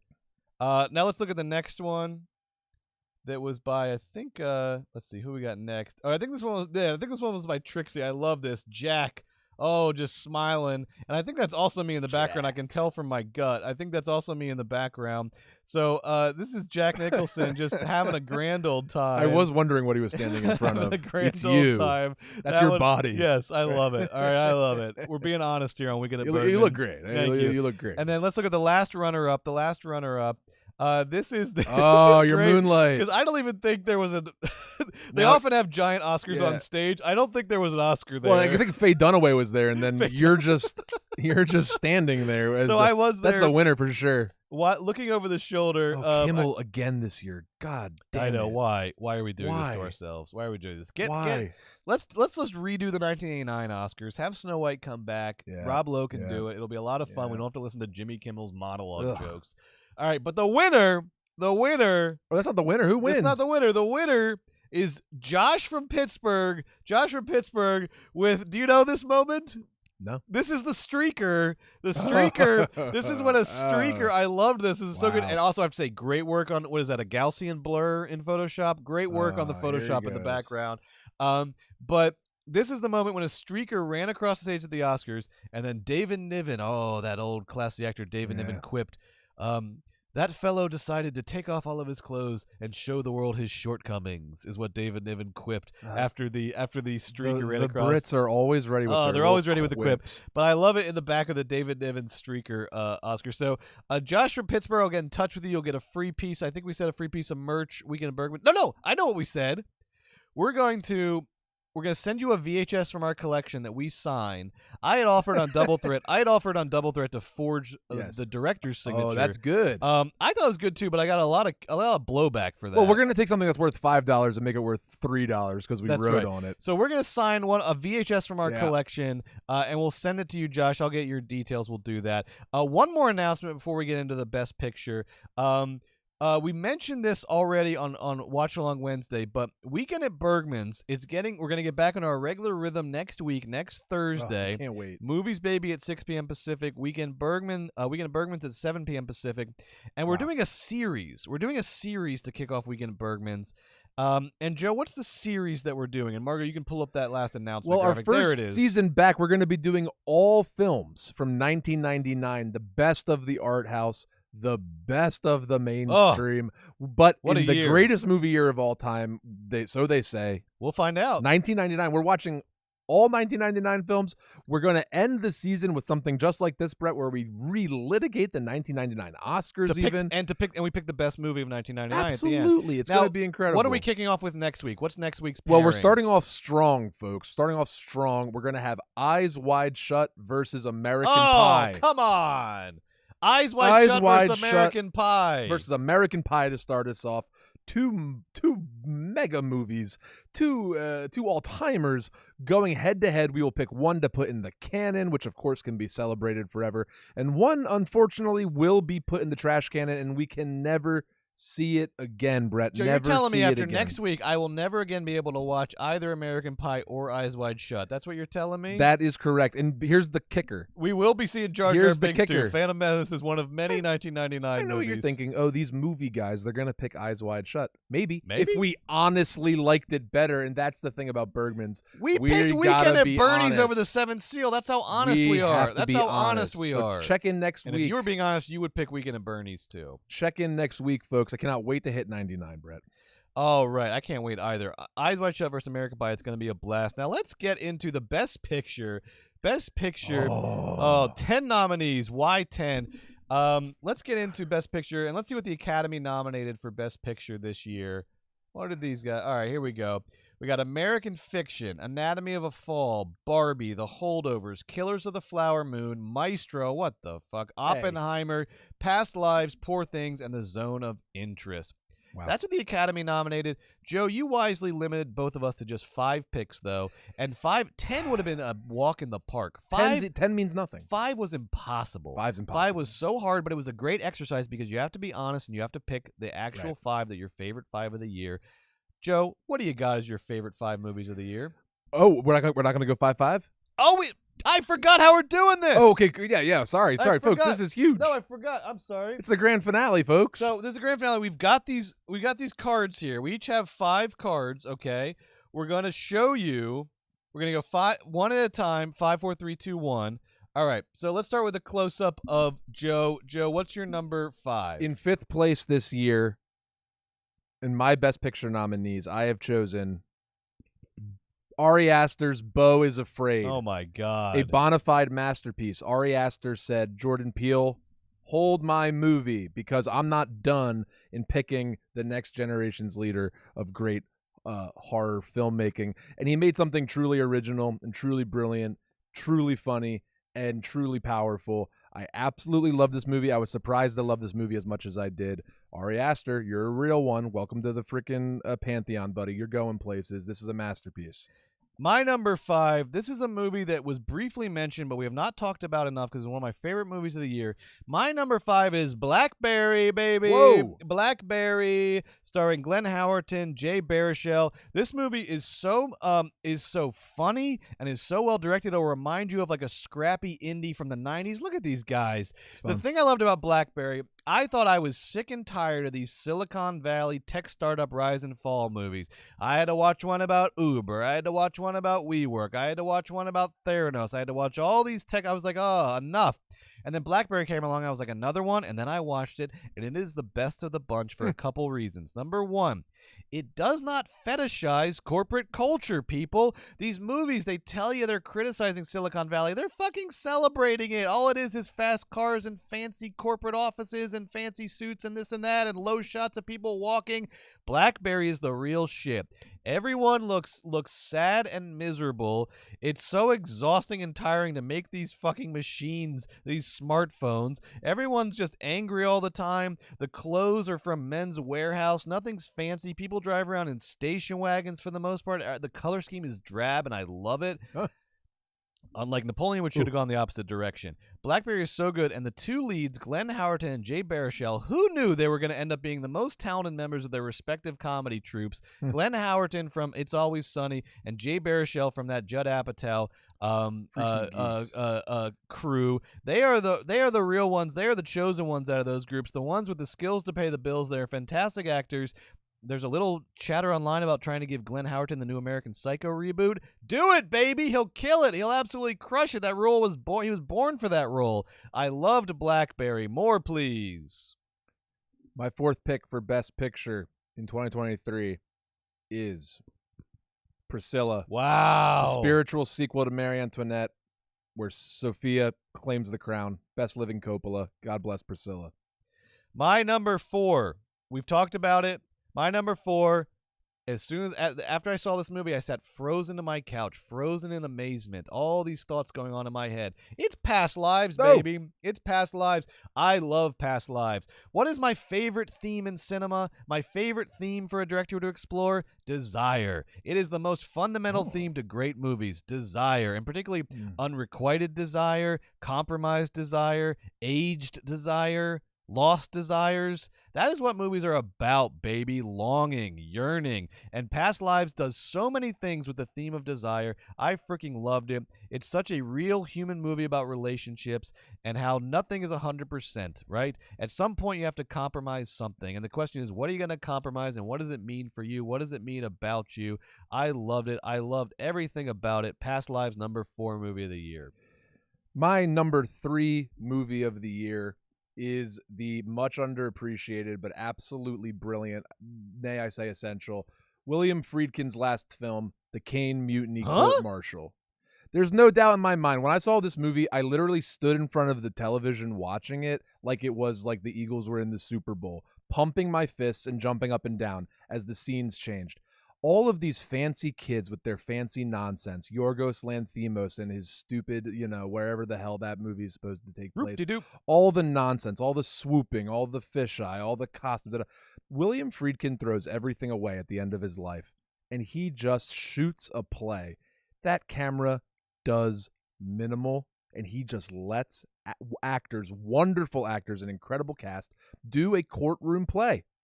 There's the great R.I.P. to the great and wonderful Lance Reddick, who plays the judge. Kiefer Sutherland plays a general who was let, in the middle of like the worst storm of all time, his second in command, who has the authority to let him go or have a mutiny, does a little mutiny and kicks him off, and it gets a court-martial, and this is that court-martial. Folks, I see images from this film in my head. I see the swirling seas. I see Kiefer grabbing the wheel. I see the rain. But folks, there are no flashbacks in this movie. It is just Friedkin simply setting the camera and shooting a play. Characters come in and they're in character, and there's the little sea boy who is nervous to be here, sir, and they do play lines. And there's the old smart man who's actually, when Jason Clarke cross-examines him, wrong. This is a movie made for you. I love this for you. This is filmmaking at its most confident, and also at the end of its life. So much of like The Killers of the Flower Moon, or this film, or sort of like these old masters are sort of like Wim Wenders' movie, which we haven't talked about, Perfect Days. Perfect Days we didn't even talk about. Like, they're chill. They don't need to prove anything. Chris Nolan, who I love to death, these guys are out there, doing like 10 million things. Freaking shoots a play and then he dies. God bless him. R.I.P. to the GOAT. R.I.P. We're being honest. Reddick. That's the most honest thing I've ever heard. That's a level of honesty that is so vulnerable. That's supposed to, that real. That movie. This guy put Caine Mutiny Court Martial 5 stars. Top 5. No one's heard of that movie. 5 stars. 5 guys. Watch it tonight. You will. I don't doubt you. You will stand up and clap. You'll say, "Oh my God!" Remember plays? It's brilliant. It's brilliant. All right, number 3. I'm going to keep it tight because I want to talk more about my number 2. Number 3, we've talked so much about it. It's so good, guys. You have to watch it. Passages is number 3. Bang. Passages is so freaking good. I send the remainder of my time over to Joe. Well, I appreciate that. My number 2, similarly, we've talked about it quite a bit. I'm going to go ahead, and my number 2 is The Zone of Interest. I mean, talk about it. Talk about powerful. Talk about confidence. Talk about control. To bring us into the movie, into darkness with that incredible soundscape, and let us all mentally and emotionally get prepared for the film for 2 minutes. I forgot about that. Brilliant. The scene when at the end, when he cuts to modern times with the cleaning staff of Auschwitz is cleaning the incinerator. It does what the whole entire movie has done. It has revealed the horrors of the Holocaust to the utmost degree, but without seeing any particular body horror or suffering or screaming, or I mean, we hear all of this. We do something worse than seeing it. We hear it and see it in our mind's eye. The most affecting masterpiece movie about the Holocaust, and obviously is incredibly apropos. Cannot recommend this enough. This thing is one of the greatest movies of the century. Number two, my number two. We have not mentioned this movie yet tonight. What? We have not mentioned this movie once tonight. That's fun. We have not mentioned Community Court Martial. I just did it. It's not Community Court Okay. Martial. It has not come up at all tonight. What? I saw the chat kind of talking about it. It has not come up yet. What is it? My number two movie of the year. The most fun I've had in a theater this year, maybe in the last 5 years, maybe in the last 10 years. Good news, people. They still know how to make movies, and that movie is called Godzilla -1, baby. Godzilla -1 is a fucking genre masterpiece. It is so good. It harkens back to the original Godzilla. My wife, Amy, recently got on a Godzilla kick before we saw Godzilla -1. I had forgotten how good the original Godzilla is. That ain't it's one of those movies that gets sort of played around with as like cheesy or this or that. That movie is a fucking atmospheric masterpiece. Amen. It's so finely tuned. Preach. And Godzilla -1 is maybe the best movie in the franchise since the first one. Since and Rodan. it does a lot that echoes the first one. It has heart. It has humanity.